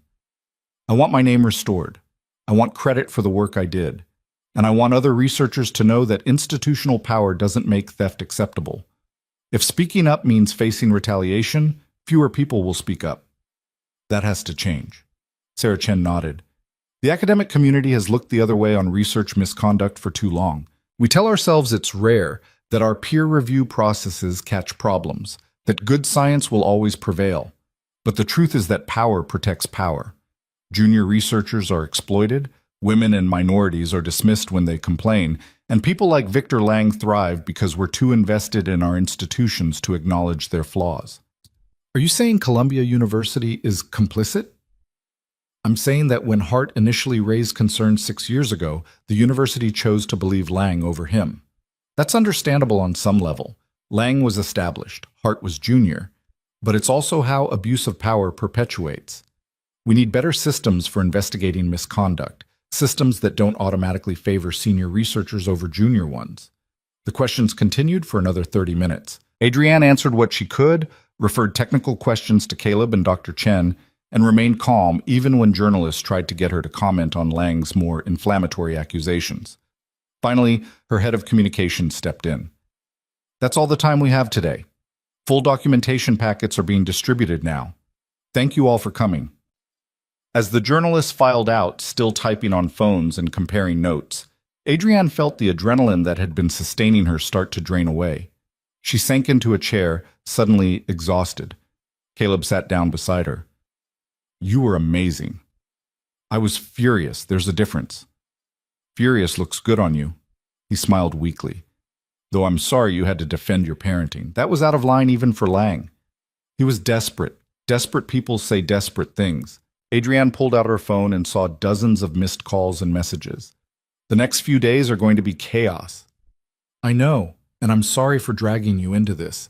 You didn't drag me anywhere. I walked in with my eyes open. She met his gaze. And I'd do it again. Sarah Chen joined them, looking drained but satisfied. Well, that was dramatic. Think it worked? Caleb asked. We presented clear evidence of misconduct to a room full of journalists who now have motivation to dig deeper. Lang lost his temper and made threats on record, and we established a pattern of behavior that will make other victims feel safe coming forward. Chen smiled. Yes, I think it worked, though the real battle starts now. She was right. Over the next 72 hours, the story exploded across academic circles and mainstream media. The New York Times ran a front-page piece on research fraud in higher education. The Chronicle of Higher Education interviewed former colleagues of Lang who'd stayed silent for years, but now felt emboldened to speak. Social media lit up with academics sharing their own stories of exploitation by senior researchers. And Columbia University, facing mounting pressure and terrible publicity, announced that it was launching a comprehensive investigation into Dr. Victor Lang's research practices. But Lang wasn't surrendering. On Monday morning, he held his own press conference, flanked by 5 prominent researchers who vouched for his integrity. He presented what he claimed were his original research notes, detailed files showing his independent development of the methodology. The documents looked convincing, professional, thorough, properly formatted. Adrienne watched the press conference from her office with growing unease. "Those files are fake," Caleb said, his voice tight. "They have to be. I developed that methodology. I know every decision point, every iteration. Those notes don't show real development. They show someone reverse engineering a finished product and creating a fake history. Can we prove that? Maybe. The notes are too clean, too perfect. Real research is messy. You try things that don't work, you backtrack, you revise. These notes show a straight line from concept to finished methodology with no false starts or course corrections. That's not how innovation works," Adrienne called her attorney. "We need forensic document analysis. I want experts looking at the metadata, the formatting, everything. If Lang created those files recently and backdated them, I want proof. On it. Though, Adrienne, you should know, Lang's also filed a defamation suit, $50 million, claiming you and Hart conspired to destroy his reputation with false accusations. Let him sue. Discovery will be enlightening." But even as she said it, Adrienne felt the weight of what they were facing. Lang had institutional backing, deep pockets, and apparently no ethical boundaries. This wasn't going to be a quick victory. That evening, Mason came home from school subdued. At dinner, he pushed his food around his plate without eating. "What's wrong, sweetheart?" Adrienne asked. "Some kids at school said you're attacking a famous professor, that you're trying to ruin him because you're mean." Adrienne felt her chest tighten. "Did they say why they think that?" "Their parents told them. They said Dr. Lang is a genius who helps kids learn, and you're just angry because—" Mason trailed off, his face troubled. "Because what?" "Because Mr. Hart is your boyfriend, and you believe his lies." Adrienne closed her eyes. Lang was going after Mason again, using the parents at the school as proxies. "Mason, look at me." He did, his dark eyes worried. "Dr. Lang stole Mr. Hart's work and claimed it as his own. That's wrong. I'm not attacking him. I'm holding him accountable for theft. Do you understand the difference?" "I think so. But the kids at school say—" "The kids at school are repeating what their parents tell them, and their parents are repeating what Dr. Lang told them. That doesn't make it true." Adrienne took his hands. "Sometimes doing the right thing means other people will be angry at you. Sometimes they'll say mean things or make up lies, but that doesn't mean you should stop doing what's right. Even when it's hard?" "Especially when it's hard." Mason was quiet for a moment. Then, "Mr. Hart isn't your boyfriend, is he?" "No, he's a friend and colleague, nothing more." "Good, because if you're going to have a boyfriend, you should pick someone who isn't causing all this trouble." Despite everything, Adrienne laughed. "Noted. I'll keep that in mind." But the incident rattled her. Lang was systematically poisoning every part of her life, her company, her son's school, her reputation. How long could she sustain this fight before the collateral damage became too much? The answer came Wednesday afternoon. Her CFO requested an emergency meeting. "We're seeing fallout," he said bluntly. 3 school districts have put contract renewals on hold pending resolution of the Lang situation. 2 more have requested meetings to discuss concerns. "Our stock price is down 8%, and I've heard through back channels that there's pressure from the Department of Education to distance ourselves from this controversy." "Pressure from whom?" "Lang's allies. They're making it clear that companies who support his accusers will face difficulties with federal contracts. That's illegal." "Yes, but proving it is almost impossible. And in the meantime, we're hemorrhaging value." The CFO looked uncomfortable. "The board is concerned, Adrienne. They're wondering if this fight is worth the cost. The board can voice their concerns at the next meeting. Until then, we stay the course." "What if they vote to remove you as CEO?" Adrienne felt the ground shift beneath her. She'd built this company with Julian, had poured everything into it after his death. The idea that it could be taken from her because she'd stood up for what was right was almost incomprehensible. Almost, but not quite, because she'd known from the beginning that this was possible. Lang had warned her he'd make it costly. She just hadn't fully appreciated how many weapons he had at his disposal. That night she couldn't sleep. She stood at the window of her bedroom, looking out at the grounds, thinking about choices and consequences. A soft knock made her turn. Caleb stood in the hallway. "Couldn't sleep either?" he asked. "Too much on my mind." He entered the room hesitantly. "I saw the news. The stock price, the contract delays. This is destroying you financially. Not destroying, damaging. There's a difference. Adrienne, you've already done more than anyone could ask. If you need to step back to protect your company, is that what you want? For me to give up? I want you to be okay. You and Mason. That matters more than clearing my name. Adrienne turned to face him fully. 6 years ago, you gave up your career to protect Noah. I understand why you made that choice, but it was the wrong choice, Caleb. Not morally wrong, tactically wrong, because it let Lang win. It let him keep stealing, keep exploiting, keep hurting people, and it taught him that he could get away with anything as long as he threatened the right pressure points. I know, but I'd make the same choice again if I had to. I know you would. That's what makes you a good father. Adrienne moved closer. But I'm not giving up. Not because I'm stubborn, though I am, but because this matters. What Lang did to you matters. What he's doing to other researchers matters. What he tried to do to Mason matters. And if I walk away now, I'm telling him that power wins. That if you're ruthless enough, cruel enough, you can destroy anyone who challenges you. Even if it costs you your company? Even then. Because some principles are worth more than profit. She smiled sadly. Julian used to say that. I always thought it was idealistic nonsense. Turns out he was right. Caleb reached out and took her hand. The gesture was tentative, uncertain, but also warm. Thank you for believing me, for fighting when you didn't have to. I had to, just not for the reasons you think. Adrienne squeezed his hand gently. I did this for Mason, because I want him to grow up knowing that his mother stood for something, that when she saw injustice, she fought it, even when it was hard. That's a better legacy than any company. They stood there in the darkened bedroom, hands clasped, two people who'd been brought together by circumstance and were now bound by something deeper. Not romance, not yet, maybe never, but understanding, respect, shared purpose. Finally, Caleb spoke. What happens next? Next we win, because losing isn't an option. The conference room fell silent as Victor Lang stepped forward, his expensive suit immaculate, his silver hair perfectly styled. He carried himself with the absolute confidence of someone who had never truly been challenged, who had spent 6 years believing his lie had become truth through sheer repetition. Adrienne held her ground at the podium. Dr. Lang, this is a private press conference. Is it? Lang's smile was cold. You're making public accusations about my research. I have every right to defend myself. He turned to the assembled journalists, his expression shifting to one of wounded dignity. What you've just heard is a carefully constructed fiction designed to damage my reputation and derail important educational work.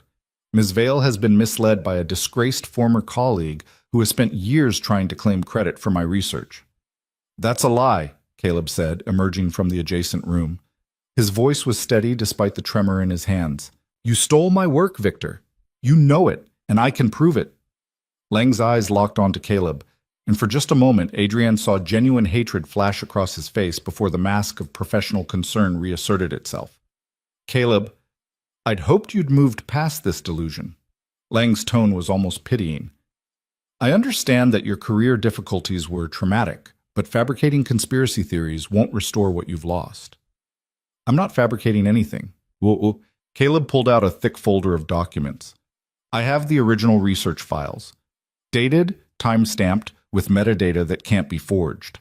I have emails sent to colleagues 2 years before you published, describing every detail of the methodology you later claimed as your own. I have pilot study data that you couldn't possibly have replicated because you never did the actual research. Documents that could easily be backdated or fabricated, Lang countered smoothly. You've had 6 years to construct this narrative, Caleb. 6 years of bitterness and resentment, watching my career flourish while yours imploded due to your own poor choices. My poor choices? Caleb's voice rose. You mean my choice to trust you? To share my research with someone I thought was a colleague? That's the only poor choice I made, Victor. Dr. Sarah Chen stepped forward, her presence commanding immediate attention. I'm Dr. Sarah Chen from Stanford University. I've reviewed the evidence extensively, and I can confirm that Dr. Hart developed this methodology years before Dr. Lang published. I have email exchanges with Dr. Hart discussing the approach in detail, all dated well before Lang's supposed breakthrough. Lang's expression flickered, but he recovered quickly. Dr. Chen, with all due respect, your relationship with Caleb as his former advisor creates an obvious bias. You're not an objective witness. I'm a scientist with 40 years of experience in cognitive development research, Chen said sharply. I know how to evaluate evidence objectively, and the evidence is clear. This was Dr. Hart's work. Evidence that you've had years to collaborate on fabricating? Enough! Adrienne's voice cut through the room like a blade. Dr. Lang, you can spin whatever narrative you want, but the documentation speaks for itself. We have research files from the Institute for Learning Sciences that prove Dr. Hart created this methodology. Files that you can't possibly explain away because they exist in the Institute's secure archives, not in anyone's personal possession. For the first time, Lang looked genuinely rattled. You accessed Institute files? With proper authorization as a potential research funder, everything was completely legal and transparent. Adrienne gestured to her legal team. The files show a clear developmental timeline of Dr. Hart's work, including early drafts, pilot studies, and methodology refinements spanning 18 months before your publication. Your published work, by contrast, appeared fully formed with no developmental history. Any scientist knows that's impossible for genuinely innovative research. Lang's lawyer leaned in to whisper something, but Lang waved him off impatiently. The Institute files prove nothing. Caleb had access to shared research space. He could have created those files after the fact and backdated them. Actually, he couldn't, said a new voice from the back of the room. A young woman in professional attire stepped forward, carrying a laptop. I'm Jennifer Wu, digital forensics specialist. Ms. Vale hired me to analyze the metadata on all relevant files. The Institute's secure archive system uses cryptographic timestamps that can't be altered without leaving clear evidence of tampering. Dr. Hart's files are genuine, created on the dates they claim. Dr. Lang's supposed developmental files, which he submitted to this investigation, show clear signs of backdating. Creation dates that don't match file system timestamps, metadata inconsistencies, and revision histories that were obviously fabricated. The room erupted with questions. Cameras flashed. Journalists shouted for clarification. Lang's face had gone pale beneath his tan. That's absurd, he said, but his voice lacked its earlier conviction. I never submitted any developmental files to... You submitted them 3 days ago in response to Ms. Vale's due diligence request for the proposed partnership, Jennifer continued, pulling up data on her laptop screen. Would you like me to demonstrate the inconsistencies? Lang's lawyer put a hand on his arm, but Lang shook him off. This is a setup, a coordinated attack designed to destroy my reputation because Ms. Vale wants to steal my research for her company. I don't steal, Adrienne said quietly. That's your specialty, Dr. Lang, and it's over. The evidence is overwhelming. You took another man's work, claimed it as your own, and then destroyed his career when he tried to object. That ends today. You have no idea what you've done, Lang said, his composure finally cracking. I have institutional backing, government contracts, powerful allies who won't let some billionaire with a grudge tear down years of important educational work. Then let them try to defend fraud, Adrienne replied. Because that's exactly what this is. Research fraud, academic theft, and I'm going to make sure everyone knows it. Lang turned to the journalists, making one last attempt to control the narrative. Don't let yourselves be manipulated. This is a woman who's been under tremendous stress since her husband's death, who's made questionable decisions about her son's education, who's formed an inappropriate relationship with her housekeeper and is now trying to legitimize it by creating this elaborate story. Be very careful what you say next, Adrienne interrupted, her voice deadly calm. Because if you continue making false statements about my personal life, I will add defamation to the legal actions I'm already planning. It's not false if it's true. You've been conducting secret meetings with Caleb Hart for weeks, late-night sessions in your house, an obsessive focus on his theories about your son's education. Any objective observer would question your judgment. Any objective observer would see a CEO doing due diligence on revolutionary research, Adrienne countered, and a mother trying to help her son succeed. If you want to make this about my personal life instead of your professional fraud, go right ahead. It will only make you look more desperate. One of the journalists raised a hand. Dr. Lang, can you explain why your published methodology is identical to Dr. Hart's approach down to specific terminology and example problems Yet you claim to have developed it independently? Lang hesitated, and in that hesitation, Adrienne saw the battle was already won. He had no good answer because there was no good answer. The truth was exactly what they'd said. He'd stolen the work wholesale and hoped his institutional power would prevent anyone from questioning it. Similar research questions can lead to similar conclusions, Lang said finally. It's not uncommon for researchers working in the same field to arrive at comparable methodologies. But Dr. Hart's emails to colleagues describe specific instructional sequences that appear verbatim in your publication, the journalist pressed. How do you explain that? I would need to review the specific passages in question. I have them right here. Dr. Chen pulled out a comparison document. On the left, an email Dr. Hart sent me 4 years ago describing how to teach multiplication through visual pattern recognition using rectangular arrays. On the right, the exact same approach from your published paper, using identical terminology and example problems. The only difference is that where Dr. Hart wrote students with visual spatial processing advantages, you wrote visual spatial learners. It's the same content with minor word substitutions. The evidence was damning, laid out in black and white for everyone to see.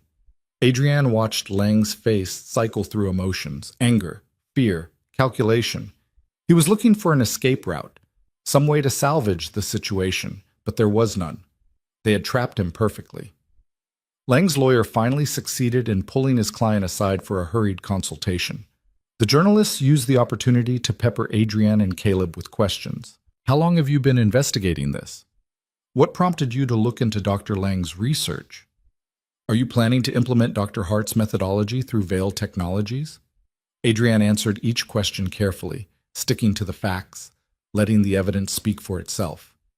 Caleb stood beside her, his posture gradually straightening as he realized that for the first time in 6 years, people were actually listening to his side of the story. After several minutes of consultation, Lang's lawyer approached the podium. My client has no further comment at this time. We'll be reviewing all allegations carefully and will issue a formal response through proper legal channels. So you're not denying the accusations? A journalist called out. We're reserving comment pending a thorough review of the purported evidence, the lawyer said stiffly. That's a no then, another journalist muttered, and several people laughed. Lang left the conference room surrounded by his legal team, his earlier confidence completely shattered. As the door closed behind him, Adrienne felt the tension in her shoulders finally release. They'd done it. They'd stood up to Victor Lang's institutional power and won. But even as relief flooded through her, she knew this was only the beginning. Lang wouldn't surrender quietly. He'd fight back with everything he had, trying to muddy the waters, create doubt, protect his reputation. The coming weeks would be brutal. The press conference continued for another hour as journalists asked detailed questions about the evidence, the timeline, and the implications for educational research. Dr. Chen provided expert context about research integrity and the damage that fraud causes to scientific progress. Caleb walked through his methodology, explaining how it worked and why it mattered for children like Mason. When it finally ended, Adrienne found herself alone in the conference room with Caleb and Dr. Chen, the journalists having rushed off to file their stories. That went better than I expected, Chen said, gathering her materials. Lang's response was weaker than I anticipated. I think he genuinely believed his institutional backing would protect him. He spent 6 years thinking he was untouchable, Caleb said quietly. Reality is probably quite a shock. Adrienne's phone had been buzzing continuously throughout the press conference. She glanced at the messages now, dozens of calls from media outlets, several from board members, and one that made her breath catch. The Department of Education's Office of Research Integrity had requested all documentation related to the allegations against Dr. Lang. They're opening an investigation, she said, showing Caleb the message. Federal level. Caleb's hands shook as he read the email. It's really happening. After all this time, someone's actually investigating. More than someone, the federal government. Adrienne felt a fierce satisfaction.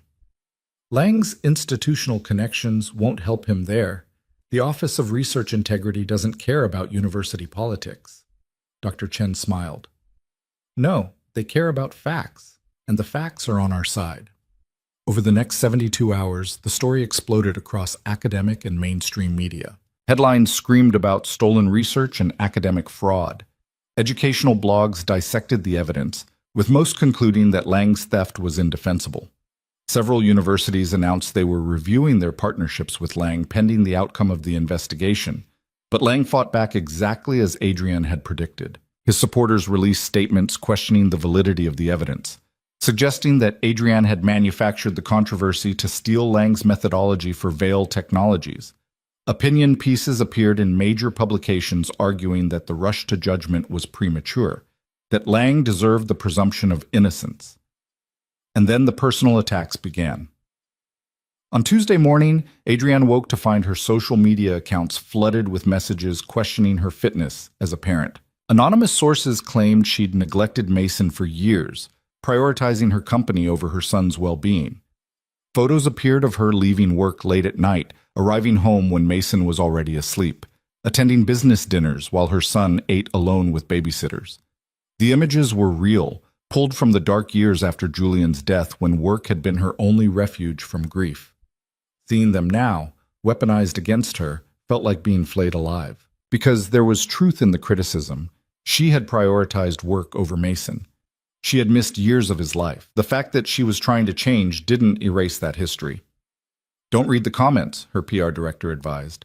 Lang's team is flooding social media with coordinated attacks. It's all strategy, trying to shift the narrative from his research fraud to your character. But Adrienne couldn't stop reading. Each comment was a knife twist, especially the ones from other mothers questioning how she could claim to care about children's education when she'd abandoned her own son to housekeepers and boarding schools. Except Mason had never been in boarding school. That was a lie. But it spread anyway, picked up by gossip sites and parenting blogs, becoming fact through repetition. By Wednesday, the narrative had shifted enough that several board members called emergency meetings to discuss the Lang situation and whether Adrienne's personal involvement was creating liability for the company.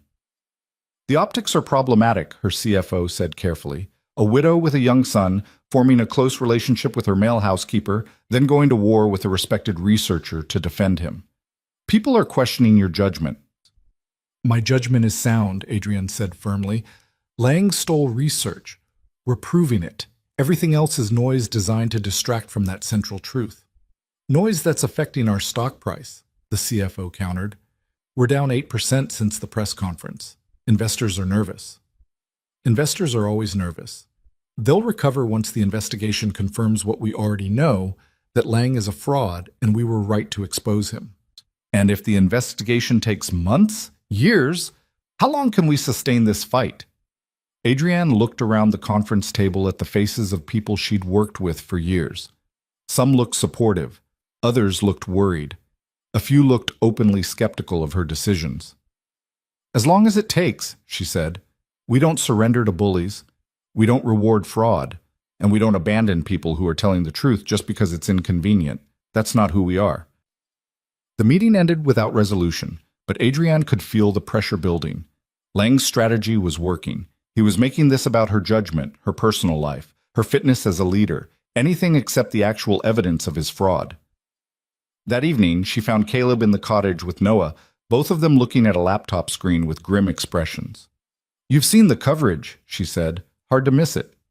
Caleb closed the laptop. Adrienne, this is exactly what I was afraid of.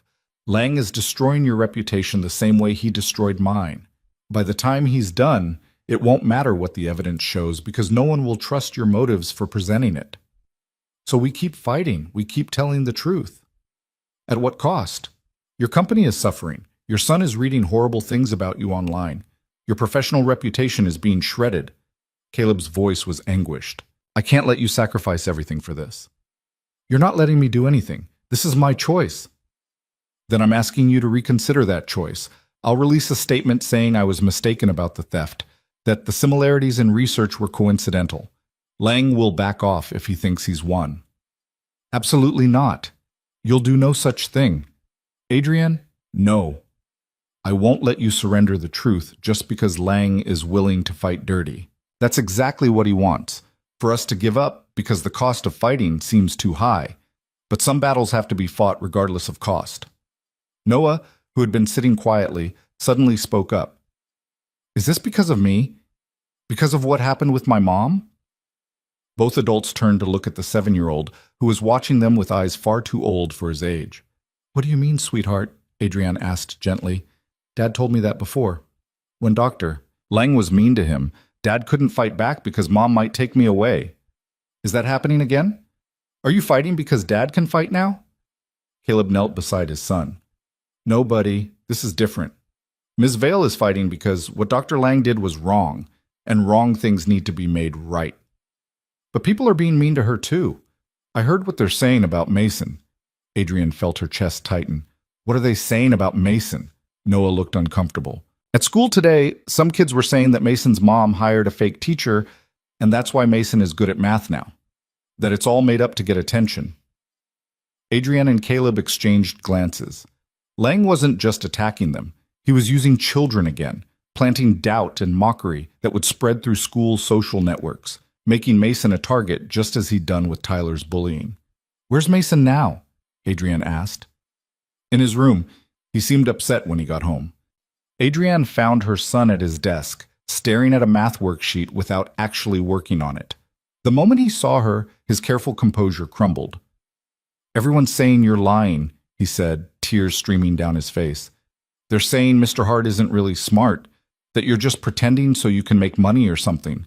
And Tyler said that the only reason I'm getting better at math is because you're paying people to do my homework. That's not true, and you know it. But everyone believes it, and now they're saying you're a bad mom because you work too much, and that you only care about Mr. Hart because you're lonely, and—" His voice broke. "Why can't we just stop? Why can't we just let that other man win so everyone leaves us alone?" Adrienne sat beside him, pulling him close. "Do you remember what Dad used to say about doing the right thing? That it's not always easy. Right. And this is one of those times when doing the right thing is incredibly hard. Dr. Lang stole something that didn't belong to him. He hurt Mr. Hart and prevented other children from getting help they needed. If we stop fighting now, he gets to keep what he stole. He gets to keep hurting people. Is that what you want?" "No," Mason wiped his eyes. "But I don't want people saying mean things about you either. The people saying mean things are either working for Dr. Lang, or they're repeating lies without checking if they're true. Their opinions don't matter because they're not based on facts. What matters is the truth. And the truth is that Mr. Hart developed something amazing. Dr. Lang stole it, and we're going to prove it." "How?" "By being smarter, more prepared, and more determined than Dr. Lang. By having evidence he can't dispute. By never giving up even when it gets hard." Adrienne tilted Mason's chin up so she could look him in the eye. "You know what Mr. Hart taught you is real, right? You know your math skills improved because you learned to see patterns and relationships in a way that makes sense to your brain? Yeah. Then that's what matters, not what Tyler or anyone else says. You know the truth. Hold on to that." Mason nodded slowly, then surprised her by asking, "Are you going to marry Mr. Hart?" "What? No. Why would you think that?" "Because people keep saying you are, and because you seem happy when you talk to him, happier than you've been since Dad died." Adrienne felt her throat tighten. "Mr. Hart is a good man who's been treated very badly. I'm trying to help him get justice, that's all." "Okay, but if you did want to marry him someday, I wouldn't mind. He's nice, and Noah's cool."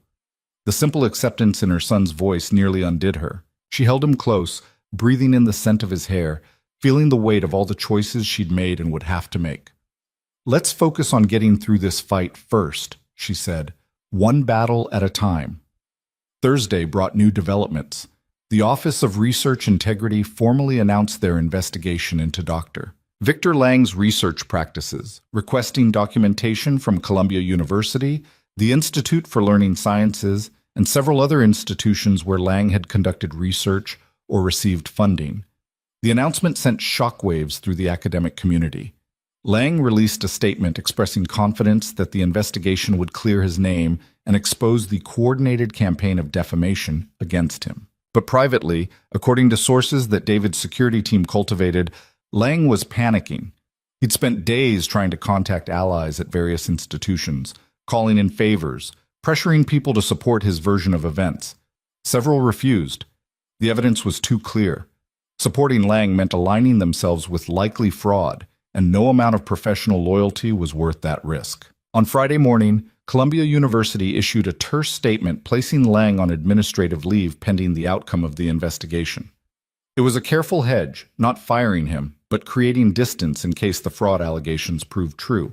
Lang's supporters cried foul, claiming he was being railroaded without due process. But more and more voices were speaking up in support of the investigation, including several prominent researchers who admitted they'd always been skeptical of Lang's seemingly miraculous breakthrough. Revolutionary research usually has a developmental arc, one Nobel Prize winner told the New York Times. You see years of preliminary work, failed experiments, gradual refinement.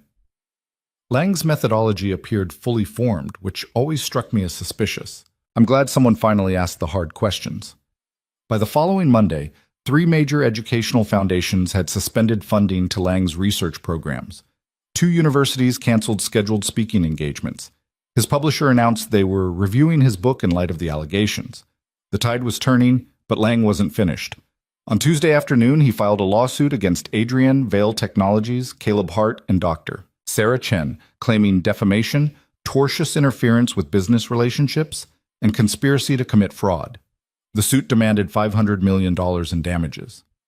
It's a slap suit, Adrienne's attorney explained. Strategic lawsuit against public participation. He's trying to intimidate us into silence by threatening massive financial penalties. The claims are baseless, but defending against them will be expensive and time-consuming.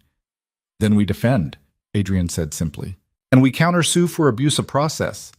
Adrienne, this could drag on for years. I don't care if it takes decades. We're not backing down. But that night, alone in her study, Adrienne felt the weight of everything crushing down on her.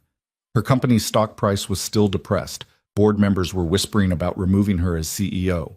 Mason was being bullied at school. And now Lang was threatening to tie them up in litigation that could cost millions and destroy her financially even if she won. She thought about Julian, about what he would have done. Her husband had been brilliant but cautious, always calculating risks, always having contingency plans.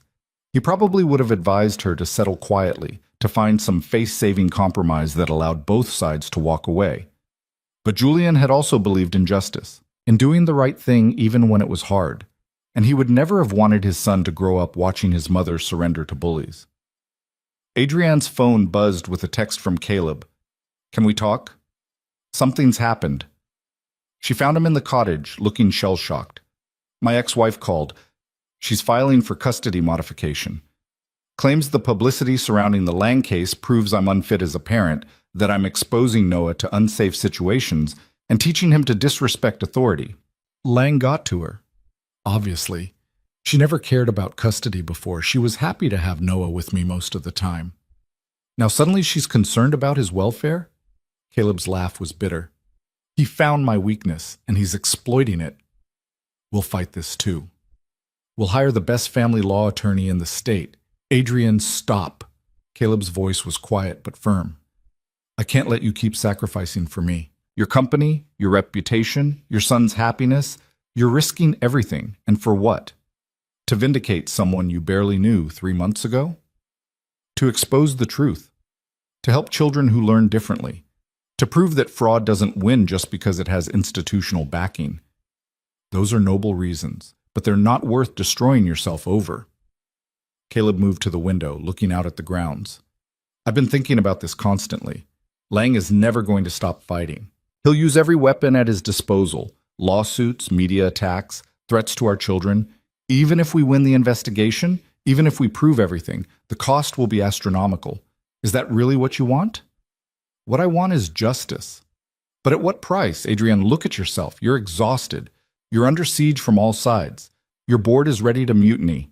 Your son is being bullied. And for what? So my methodology can be properly attributed? Is that really worth all this? Adrienne felt anger flare hot in her chest. Don't you dare give up now. Not when we're so close. Close to what? Proving I was right 6 years ago? That doesn't give me back my career. It doesn't undo the damage. And it certainly isn't worth what it's costing you. That's my decision to make. Then make a different one. Please, let it go. Issue a statement saying the evidence was inconclusive. Settle the lawsuit. Move on with your life. Caleb's voice broke. I can't watch you destroy yourself for me. I won't. For a long moment, Adrienne just stared at him, fury and heartbreak warring in her chest. After everything they'd been through, all the evidence they'd gathered, the courage it had taken to stand up to Lang's power, he wanted to surrender? You're afraid, she said finally. Of course I'm afraid. Lang threatened Noah through my ex-wife. He's threatening your son through school bullying. He's shown he's willing to hurt children to win. Yes, I'm terrified. So we protect them. We increase security, we document every threat, we show that Lang's willing to target innocents. And that makes it better? Adrienne, these are 7 and 10-year-old children. They shouldn't need security. They shouldn't be collateral damage in an adult war. Caleb turned to face her fully. I've lost this fight before. I know how it ends. Lang has resources and connections that we can't match. Even if we win the investigation, he'll appeal, delay, create doubt. It'll take years, and during those years our children will suffer. I can't do that to Noah. And I won't ask you to do it to Mason. Adrienne wanted to argue, to insist they could protect the boys while still fighting for justice. But looking at Caleb's face, seeing the genuine anguish there, she realized something. He wasn't just afraid of losing. He was afraid of what winning might cost. If we stop now, she said slowly, Lang wins. He keeps his career, his reputation, his stolen research. Children who could benefit from your methodology don't get access to it. And he learns that he can destroy people with impunity because no one will stand up to him. I know, but at least our children are safe. Are they? Because Lang has shown he's willing to target them to hurt us. What happens the next time someone threatens him? Does he go after other children, other families? If we don't stop him now, we're guaranteeing he'll do this again. Caleb was silent for a long moment. Then he said quietly, You really believe we can win? I believe we have to try. Because the alternative, letting fear dictate our choices, surrendering to intimidation, that's not a world I want Mason growing up in. I want him to see that truth matters, that standing up to powerful people who abuse their position is worth the cost. Even if the cost is everything we have? Adrienne thought of Julian, of the company they'd built together, of the future she'd imagined before cancer took him. She thought of Mason's laughter when Caleb taught him to see patterns, of Noah's quiet determination, of thousands of children who struggled the way they had. Yes, she said finally. Even then. Caleb closed his eyes, and when he opened them again, there were tears on his cheeks. You're either the bravest person I've ever met, or the most foolish. Probably both. Adrienne managed a smile. But I'm definitely stubborn, and I don't quit. I've noticed? Caleb wiped his eyes. Okay, if you're willing to keep fighting, then so am I. But we need a better strategy. Lang's slap suit is designed to drain our resources. We need to end this quickly, decisively, before he can drag it out. Agreed. Which means we need something he can't dispute or deflect. Evidence so overwhelming that even his allies can't defend him. They spent the next 2 hours strategizing, looking for weaknesses in Lang's position. The research files were damning, but as Lang's lawyers would argue, there was always room for interpretation and doubt. They needed something absolute, something that couldn't be explained away. What about his original accusation against you? Adrienne asked suddenly. The claim that you fabricated data. If we can prove that was false, not just unproven, but actively, demonstrably false, it establishes a pattern of lying that undermines everything else he says. Caleb sat up straighter. The Institute conducted an investigation. There must be records. Can we get them? They're confidential. The only people who would have access are the investigators themselves and the Institute's administration. Then we convince them to share, or we subpoena them as part of discovery in Lang's lawsuit. Adrienne was already making notes. If the investigation files show that Lang's accusations were baseless, that the Institute found no evidence of fabrication, but you resigned anyway to avoid custody complications, that's powerful. It shows Lang has a history of making false accusations to destroy people. It also shows I fled instead of fighting. That doesn't exactly make me look strong. It makes you look like a father protecting his child. That's not weakness, that's love. And it makes Lang look even worse for exploiting it. Over the next week, Adrienne's legal team subpoenaed records from the Institute for Learning Sciences related to their investigation of Caleb 6 years ago. Lang's lawyers fought the subpoena, claiming it was a fishing expedition designed to harass their client. But the judge, reviewing the evidence already presented about the research theft, allowed it. The records arrived in a sealed box marked confidential. Adrienne, Caleb, and their attorneys reviewed them together in a conference room with the curtains drawn. The investigation had been cursory at best, more of a formality than a genuine inquiry. The investigators had interviewed Lang, who claimed Caleb had stolen data from his lab and tried to publish it first. They'd interviewed Caleb, who vehemently denied it. They'd reviewed some files but hadn't done any forensic analysis of metadata or creation dates. The conclusion was carefully worded: insufficient evidence to conclusively determine the source of the disputed data. However, concerns about Dr. Hart's judgment and professional conduct suggest he may not be suited for continued employment at the Institute. They never actually found fraud, Caleb said, his voice shaking. They just decided I was problematic and wanted me gone. Because Lang had institutional backing and you didn't, Adrienne said grimly. They took the politically convenient route. But buried in the files was something even more valuable: an email from one of the investigators to the Institute's director, written 3 months after Caleb's resignation. I remain troubled by the Hart investigation, the email read. Dr. Lang's accusations were never substantiated, and subsequent developments suggest Lang may have been the actual source of the disputed methodology. However, given Dr. Hart's resignation and Lang's influential position, pursuing this further seems inadvisable from an institutional perspective. They knew. The investigators knew Lang had likely stolen the research, but they'd buried it to avoid controversy. This is it, Adrienne said, feeling triumph surge through her. This proves the Institute knew the truth and covered it up. Lang's entire narrative collapses. Her attorney was more cautious. It's helpful, but it's not a smoking gun. The investigator says Lang may have been the source. That's speculation, not proof. But combined with everything else, the development files, the timeline, Dr. Chen's testimony, it creates a pattern that's impossible to deny. Adrienne pulled up her notes. We present this to the Office of Research Integrity, along with a formal complaint against the Institute for Learning Sciences for failing to properly investigate research fraud. We force them to choose between defending Lang or protecting their own reputation. That's aggressive, the attorney warned. You're essentially threatening one of the country's most prestigious research institutions. I'm holding them accountable for enabling fraud. There's a difference. The complaint was filed the following Monday.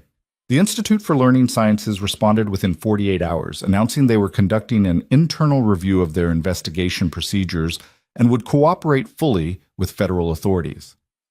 Lang issued a furious statement calling the complaint a desperate attempt to shift blame and reiterating his confidence in the investigation's outcome. But his position was weakening. More colleagues were distancing themselves. More institutions were cutting ties. And then Mason did something extraordinary. He asked if he could speak at a school assembly about different learning styles. The headmaster, under pressure from parents on both sides of the controversy, reluctantly agreed, thinking it would be a brief, harmless presentation by a 10-year-old. Instead, Mason delivered a 15-minute demonstration of the methodology Caleb had taught him. He showed how to visualize multiplication as rectangular arrays, how to understand fractions as relationships between quantities, how to see mathematical patterns in nature and art. And he did it all with such clarity and enthusiasm that even the skeptical teachers in the audience were taking notes. At the end, he looked directly at Tyler and the other students who'd been bullying him.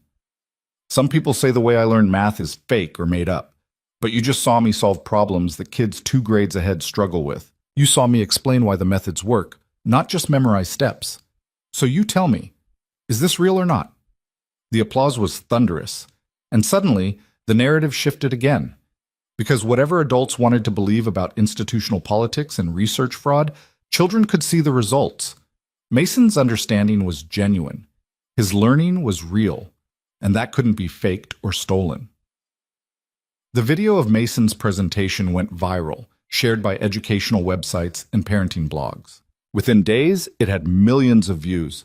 Teachers were asking for more information about the methodology. Parents were demanding their schools implement similar approaches. And Victor Lang's carefully constructed narrative that Caleb's research was questionable and Adrienne's support was based on delusion fell apart in the face of a 10-year-old boy who simply showed that the methodology worked. 3 days later, Columbia University announced that Victor Lang had resigned his position. The Office of Research Integrity was continuing its investigation, but Lang would not be returning to his role regardless of the outcome. It wasn't a complete victory. Lang hadn't admitted guilt, and he retained legal representation to fight the defamation suit, but it was enough. The institutional backing that had protected him was gone. The narrative was no longer his to control. Adrienne stood in her office watching the news coverage, Caleb beside her, and felt something she hadn't felt in months. Hope. "We did it," she said quietly. "Mason did it," Caleb corrected. "That brave, brilliant kid just changed everything. He learned that from you. The courage to stand up and demonstrate truth even when people doubt you." They stood in comfortable silence, watching the world finally recognize what they'd known all along. That truth, when properly defended, could overcome even the most entrenched power. But the battle wasn't over yet. Lang's lawsuit was still active. The investigation would take months. There would be more fights ahead. Adrienne was ready for them. The momentum from Mason's presentation carried them through the difficult weeks that followed. Educational journals began publishing critical analyses of Lang's work, comparing it line by line with Caleb's original research files. The similarities were too extensive to be coincidental, too precise to be parallel discovery. Even Lang's most loyal supporters found themselves unable to defend the indefensible. But Lang himself refused to surrender. His legal team filed motion after motion, trying to delay the Office of Research Integrity's investigation, trying to suppress evidence, trying to reframe the narrative as a vendetta by a bitter ex-colleague and an overreaching CEO. The lawsuit against Adrienne and Caleb ground forward with agonizing slowness, eating up resources and energy that both would have preferred to spend elsewhere. Adrienne sat in yet another deposition 3 weeks after Columbia's announcement, answering the same questions she'd answered a dozen times before. Lang's attorney, a sharp-faced woman named Margaret Winters, circled the same territory repeatedly, looking for inconsistencies that didn't exist. "Ms. Vale, isn't it true that you met with Dr. Hart privately on multiple occasions before making any allegations against Dr. Lang?" "Yes, to review evidence and plan our approach. That's called due diligence." "And during these private meetings, did your relationship with Dr. Hart ever become intimate?" Adrienne's attorney objected immediately, but Adrienne waved him off. "No. Dr. Hart is my employee and the father of my son's friend. Our relationship has been entirely professional." "Professional," Winters repeated, her tone dripping skepticism. "Yet you've risked your company's reputation, your board's confidence, and millions of dollars defending him. That seems like an extraordinary commitment to an employee you barely knew. It's an extraordinary commitment to the truth. Dr. Lang committed research fraud. The evidence is overwhelming. My personal relationship with Dr. Hart is irrelevant to that fact." "Is it? Because from where I'm sitting, this looks very much like a woman who's formed an attachment to a man and is willing to destroy an innocent researcher to justify that attachment." "Well, then you're not looking at the evidence," Adrienne said coldly. "You're looking at gender stereotypes and making assumptions. Dr. Lang stole research. I proved it. Everything else is deflection." The deposition continued for another 3 hours, but Winters never landed a meaningful blow. The evidence was simply too strong, the timeline too clear. By the end, even she seemed to realize they were fighting a losing battle. That evening, Adrienne returned home to find Mason and Noah in the library, working on a project together. They'd built an elaborate structure out of wooden blocks, demonstrating mathematical principles through architecture. "It's a bridge," Mason explained excitedly. "We're testing how weight distribution affects structural integrity. Mr. Hart showed us the formula, but we wanted to see it in real life." Adrienne watched them work, these two boys who'd found friendship through shared struggles and mutual understanding. Noah carefully placed weights on different parts of the bridge while Mason recorded measurements, both of them utterly absorbed in their experiment. Caleb appeared in the doorway, smiling at the scene. "They've been at this for 2 hours. I think we've created monsters." "The best kind," Adrienne agreed. "Have you eaten?" "I was about to order dinner." "Actually, I was hoping we could talk first. There's been a development." They moved to the study, leaving the boys to their bridge building. Caleb pulled out his phone and showed her an email. It's from Dr. Benjamin Torres at MIT. He's the chair of their education research department. He wants to offer me a position, associate professor with tenure track, focusing on cognitive-based learning methodologies. Adrienne felt her heart leap. Caleb, that's wonderful. It's everything you've worked for. It's more than I ever hoped to get back, Caleb admitted. After 6 years of being invisible, having someone actually want my research, value my expertise, it feels surreal. You deserve this. You've always deserved this. Because you fought for it. Because you refused to let Lang's lies stand. Caleb's voice was thick with emotion. Adrienne, I don't know how to thank you for what you've done. You risked everything, your company, your reputation, your relationship with your board. You could have walked away at any point, and no one would have blamed you. I would have blamed me, Adrienne said simply. Some things are worth fighting for. They stood in comfortable silence for a moment, and Adrienne realized with a start that Caleb was right. Their relationship had shifted over these intense months. He was no longer just her housekeeper, no longer just Mason's tutor. He'd become something more difficult to define, a friend, a partner in this battle, someone whose opinion mattered, whose presence brought comfort. And looking at him now, seeing the hope rekindled in his eyes, she wondered if Winters had been entirely wrong about her motivations. When would you start? She asked, pushing the thought aside. Fall semester, which gives us a few months to wrap things up here. Caleb hesitated. Noah and I will need to move to Cambridge, find an apartment near campus, get him enrolled in a new school. Of course. Adrienne felt an unexpected pang at the thought of them leaving. The cottage would feel empty without Noah's quiet presence, without the sound of Caleb working in the garden or teaching the boys in the study.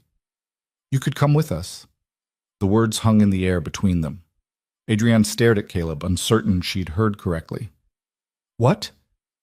I know how that sounds, Caleb said quickly, and I'm not suggesting, I wouldn't presume. He took a breath, steadying himself. What I'm trying to say is that MIT is also offering funding for a research partnership with an educational technology company to implement my methodology at scale. They specifically mentioned Vale Technologies as a potential partner, given your company's mission and resources. You're asking me to relocate my company to Boston. I'm asking you to consider it. Your company is built around remote work and distributed teams anyway. The headquarters location is somewhat arbitrary. And MIT's proposal would give you access to cutting-edge research, collaboration with top cognitive scientists, opportunities to develop products that could help millions of children. Adrienne's mind raced. He was right that Vale Technologies could function from anywhere. They had offices worldwide, and she could manage from Boston as easily as New York. The MIT partnership would be valuable, potentially transformative for their educational product line. But moving meant leaving the home she'd built with Julian, the estate where Mason had grown up, the only physical connection remaining to her late husband. I need to think about this, she said finally. Of course. I'm not trying to pressure you, just presenting options. Caleb moved toward the door, then paused.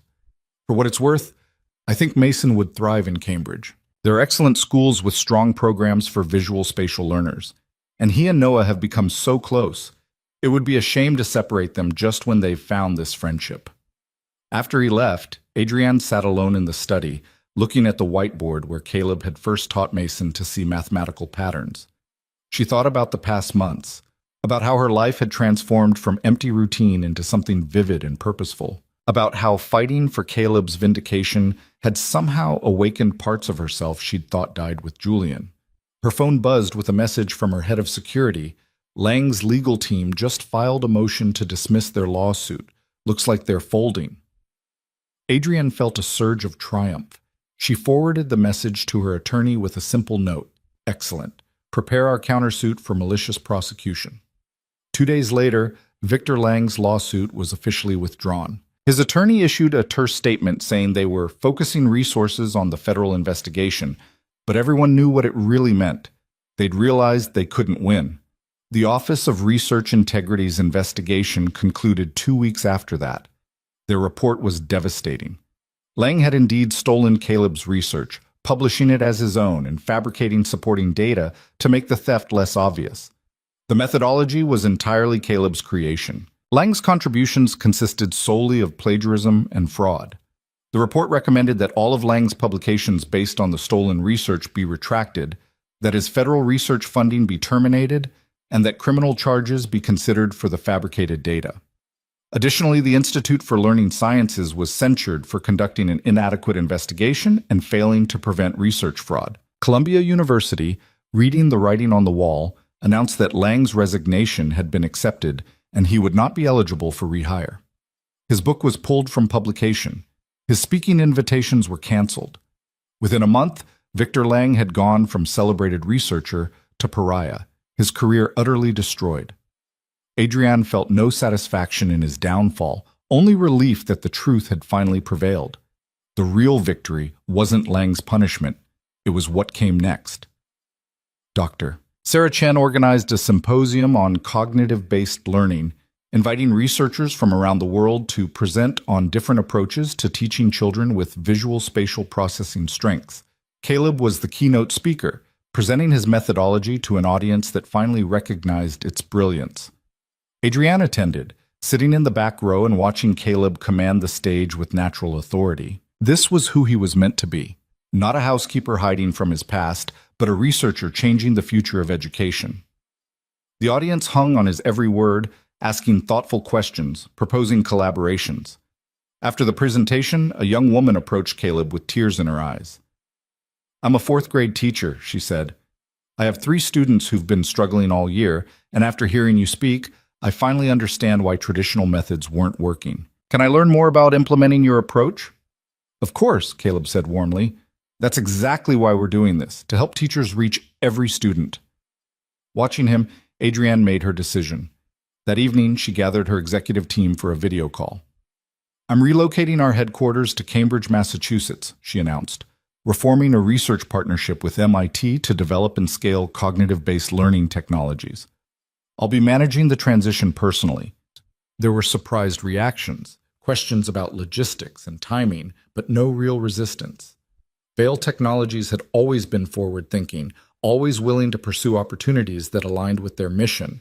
This was just the next evolution. Her CFO raised a practical concern. What about the board? They're already unsettled by the Lang controversy. "Then this is an opportunity to show them we're turning that controversy into value," Adrienne replied.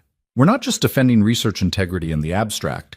We're actively implementing revolutionary educational approaches that will generate both social impact and revenue. Any board member who can't see the strategic value in that is welcome to resign." None did. 2 weeks later, the board voted unanimously to approve the relocation and MIT partnership. Telling Mason was easier than Adrienne expected. He'd been researching Cambridge schools on his own, excited by the prospect of programs specifically designed for students who thought differently. "There's a school that teaches math using pattern recognition and visual spatial methods," he said, showing her the website. "It's like what Mr. Hart taught me, but for everything. And they have advanced science programs and robotics clubs, and Mom, can we really go?" "We really can," Adrienne confirmed. "If you're sure this is what you want, it's what I want. Besides," Mason glanced at her with surprising perceptiveness for a 10-year-old. "You've been happier these past few months than I can remember. I think Cambridge will be good for both of us." The move happened in stages over the summer. Adrienne sold the Westchester estate to a family with 3 young children who promised to fill it with laughter and life. She kept only a few pieces of furniture with special meaning, including Julian's desk and the whiteboard from his study. "He'd be proud of you," Caleb said, helping her pack Julian's books. "Of what you've accomplished, how you've fought for what's right." "I hope so," Adrienne said quietly. "Sometimes I wonder what he'd think of all this. The upheaval, the controversy, moving away from the home he designed. I think he'd understand that holding on to the past isn't the same as honoring it. You've honored his memory by standing up for the values he believed in: integrity, truth, using privilege to help others." Adrienne carefully wrapped a photo of Julian, taken a few months before his diagnosis. He was laughing at something off camera, his eyes bright with joy. "I'll always love him." "I know, and that's okay. Love doesn't have to end for new feelings to begin." The words hung in the air, gentle but unmistakable. Adrienne looked at Caleb, really looked at him, and saw something she'd been avoiding acknowledging for weeks. The care in his eyes wasn't just gratitude or friendship. It was something deeper, something that terrified and thrilled her in equal measure. "Caleb, you don't have to say anything," he interrupted softly. "I just wanted you to know that when you're ready, if you're ever ready, I'm here. No pressure, no expectations, just possibility." Adrienne's throat tightened with emotion. "I don't know if I'm ready." "Then we wait. We've gotten good at patience, you and I." They moved to Cambridge in late August. Adrienne purchased a historic brownstone near Harvard Square, close enough to MYT for easy collaboration, but with enough space for Mason and, increasingly, Noah to spread out their experiments and projects. The house was smaller than the Westchester estate, but felt warmer, more lived in. Caleb and Noah took an apartment a few blocks away, though they spent most afternoons at the brownstone anyway. The boys had become inseparable, their friendship deepening as they navigated new schools and new environments together. Mason thrived at his new school, finally surrounded by teachers who understood how his mind worked and celebrated his strengths rather than focusing on his differences. He joined the robotics club and the math team, making friends with other kids who thought in patterns and spatial relationships. Noah flourished too, his quiet confidence growing as he realized he wasn't alone in how he learned. He and Mason started a YouTube channel explaining mathematical concepts through visual demonstrations, and within months, they had thousands of followers, mostly teachers and parents grateful for their clear, accessible approach. Vale Technologies' partnership with MIT exceeded all expectations. Working with Caleb and his team of researchers, they developed adaptive learning software that could identify a student's cognitive processing style and adjust instruction accordingly. The beta test showed dramatic improvements in student engagement and achievement, particularly for children who'd previously struggled. 6 months after the move, Adrienne stood in MIT's education lab watching Caleb work with a group of teachers, demonstrating his methodology. He moved through the room with easy confidence, answering questions, offering encouragement, being exactly who he was meant to be. Dr. Chen appeared beside her, smiling. "He's come a long way from the broken man I talked to a year ago." "We all have," Adrienne agreed. "You love him." It wasn't a question. Adrienne didn't bother denying it. "I do, but I don't know if that's enough. If I'm ready, if it's fair to him or to Julian's memory, or—" "Julian's gone, dear. And while I never met him, I suspect he'd want you to be happy rather than martyring yourself to his memory."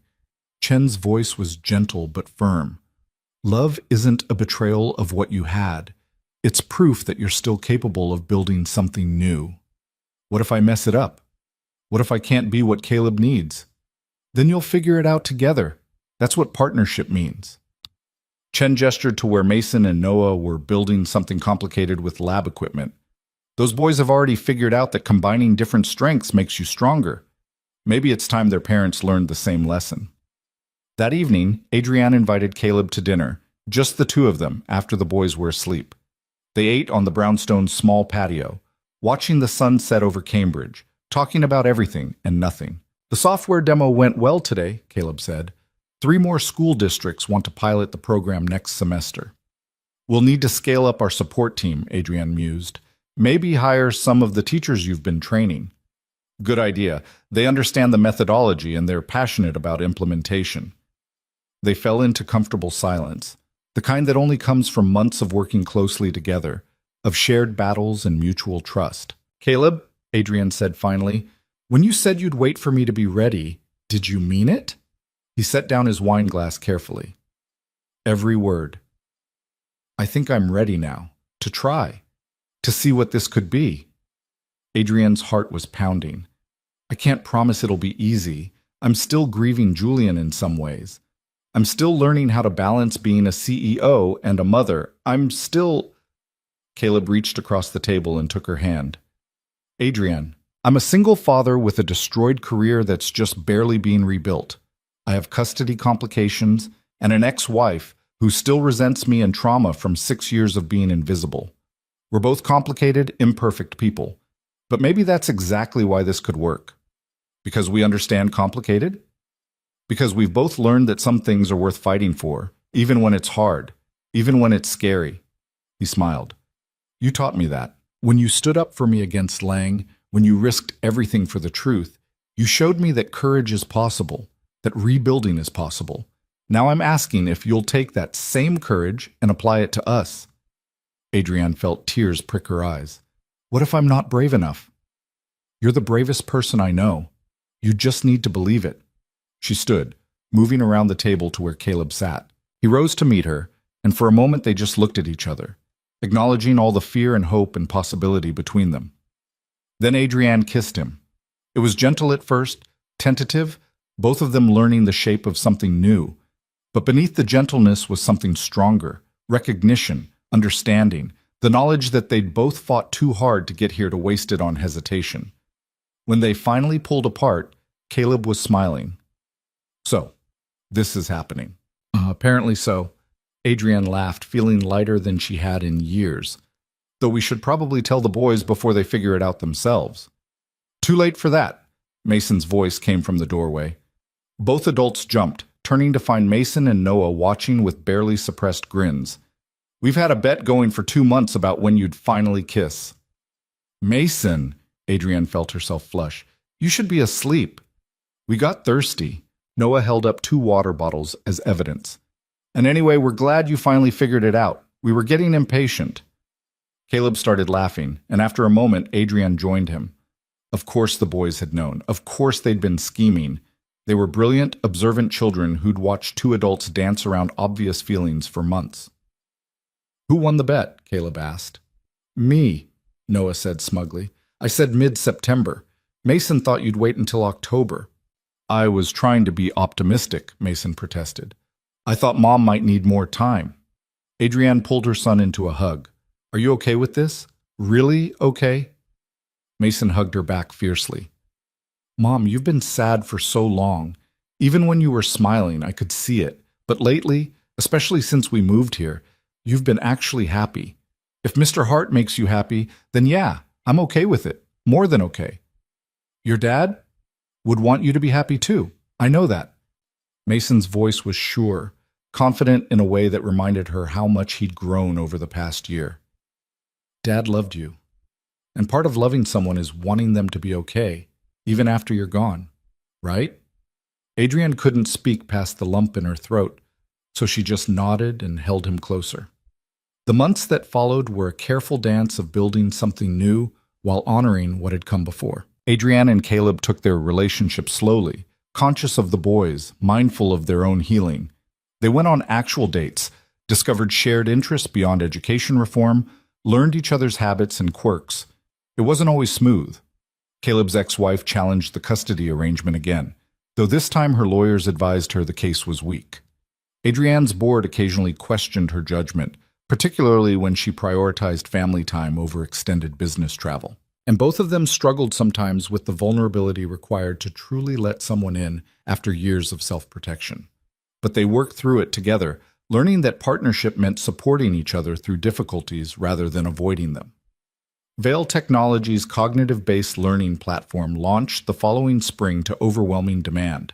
Schools across the country signed up for the pilot program, eager to implement teaching methods that actually worked for visual spatial learners. The early results were extraordinary. Students who'd been failing for years suddenly thriving, teachers finally equipped with tools that matched their students' needs. Caleb's research gained international recognition. He presented at conferences worldwide, published papers in top journals, collaborated with researchers from a dozen countries. The methodology he'd developed in obscurity was finally reaching the children who needed it most. And throughout it all, Adrienne and Caleb built a life together, not replacing what they'd each lost, but creating something entirely new.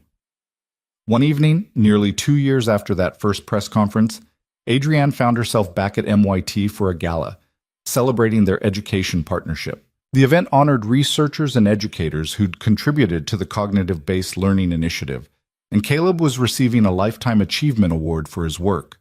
She watched him accept the award with characteristic humility, thanking his collaborators and students, acknowledging the long road that had brought him here. He caught her eye across the room and smiled, and Adrienne felt her heart swell with pride and love. After the ceremony, Dr. Chen pulled Adrienne aside. "You know what the best part of this story is?" "What's that?"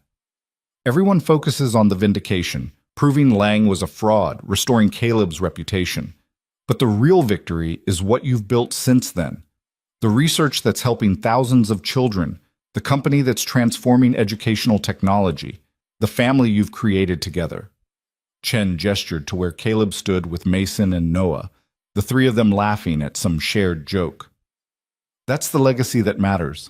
Not defeating your enemies, but building something beautiful from the ruins. Adrienne watched her boys, because that's how she thought of them now, both Mason and Noah, and the man she'd come to love, and realized Chen was right. The fight against Lang had been necessary, important even. But it was just the beginning of something larger.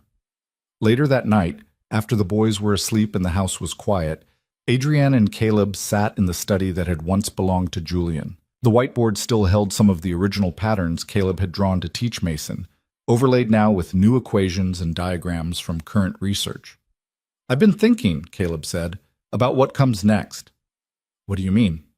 "We've accomplished so much. Cleared my name, built the company partnership, developed the learning platform. But there are still millions of children struggling in classrooms that don't match how they think. We've made progress, but there's so much more to do." Adrienne nodded. "So we keep going. We expand the program, train more teachers, develop better tools."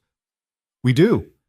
But I also want to make sure we're not so focused on changing the world that we forget to live in it." Caleb took her hand.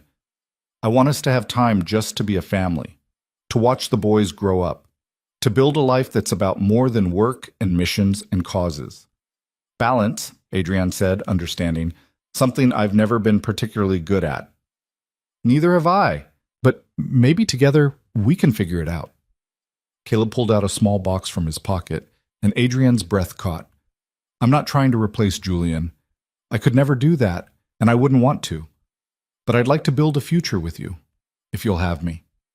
The ring was simple but beautiful, a sapphire surrounded by small diamonds. Adrienne looked at it, then at Caleb, then at the life they'd already started building together. "Yes," she said, her voice steady despite the tears streaming down her face. "Yes, I'll marry you." Caleb slipped the ring onto her finger and pulled her into his arms. They stayed like that for a long moment, holding each other in the quiet study, feeling the weight of everything they'd been through and everything still to come. Outside, snow began to fall on Cambridge, covering the city in white. Inside, two people who'd found each other in the midst of battle held tight to the peace they'd fought so hard to claim. Mason and Noah found them the next morning, still asleep on the study couch, wrapped in each other's arms. The boys looked at each other and grinned. "Finally," Mason whispered. "About time," Noah agreed. They covered their parents with a blanket and tiptoed out, already planning how they'd celebrate the engagement, because this family, assembled from broken pieces, forged in the fire of fighting for truth, was finally beautifully whole. 3 months later, they married in a small ceremony in the brownstones' garden. Dr. Chen officiated. Mason and Noah served as joint best men, wearing matching suits and identical expressions of pride. A handful of close friends attended, along with colleagues who'd supported them through the difficult months of the Lang investigation. Adrienne wore a simple ivory dress and carried white roses. As she walked toward Caleb, she felt Julian's presence, not as grief or loss, but as blessing. He had loved her enough to want her happiness, even beyond his death. And this was happiness, messy and complicated and absolutely real. The vows they exchanged were straightforward, promising partnership and truth and courage in the face of whatever challenges came next. When Caleb kissed his bride, Mason and Noah cheered loudly enough to startle the neighbors. At the reception, Adrienne found herself standing with Dr. Chen, watching Caleb dance with Noah while Mason spun around them. "Do you remember," Chen said, "when you first called me about testifying? I told you it would be career suicide." "I remember. I was wrong, standing up for the truth, for Caleb, for research integrity, for those children. It's been the most meaningful thing I've done in 40 years of academia, so thank you for having the courage I almost lacked." "You found your courage when it mattered," Adrienne replied. "That's what counts." As the afternoon faded into evening, as friends toasted the new family, and Mason taught Noah's cousins the mathematical patterns behind music, Adrienne felt a profound sense of gratitude, not just for the love she'd found, but for the journey that had brought them here. She'd started this fight to help her son. To give Mason the education he deserved, the confidence he'd lost, the belief that his different way of thinking was a gift rather than a deficit. She'd succeeded in that beyond her wildest hopes. But along the way, she'd found something more. Purpose, partnership, a second chance at family, proof that standing up for what's right, even when it's terrifying, even when it costs everything, is always worth it in the end. Victor Lang had tried to destroy Caleb through lies and institutional power. Instead, he'd inadvertently brought together 4 people who needed each other, who made each other stronger, who would spend the rest of their lives proving that truth and courage and love could triumph over any darkness. That evening, as the celebration wound down and guests departed, the 4 of them, Adrienne, Caleb, Mason, and Noah, sat together on the garden's stone wall, watching fireflies dance in the gathering dusk. "Dad," Noah said suddenly, using the name he'd started calling Caleb again only recently, "do you think we'll ever see Dr. Lang again?" Caleb considered the question seriously. "Probably not. He destroyed his own career. Last I heard, he'd moved to Europe and was trying to rebuild under a different name." "Good," Mason said fiercely. "He was mean to you and to Noah. I'm glad he's gone." "I'm not glad he's suffering," Caleb said carefully, "but I am glad the truth came out. Glad his lies can't hurt anyone else." "And glad you found us," Noah added, looking at Adrienne and Mason. "Because if Dr. Lang hadn't been mean, you wouldn't have come to work for Ms. Vale, and we wouldn't all be together." It was a child's logic, finding silver linings in trauma. But looking at her new family, Adrienne couldn't entirely disagree. Sometimes the worst moments led to the best outcomes, if you had the courage to keep fighting through the darkness. "I think," she said slowly, "that bad things happen, and we can't always control that. But we can control how we respond. Whether we give up or keep fighting, whether we let fear win or choose courage instead." She pulled both boys close. "You two taught me that. Watching you work together, support each other, refuse to believe the people who said you couldn't learn. You showed me what real strength looks like." Mason leaned against her shoulder. "You showed me that grown-ups can be wrong, that just because a teacher says I'm stupid doesn't make it true." "You were never stupid," Adrienne and Caleb said simultaneously, then laughed. As night fell completely and the fireflies multiplied into a constellation of living light, the 4 of them sat together in the garden of their new home, bound by love and shared battle and the fierce determination to build something beautiful from all they'd survived.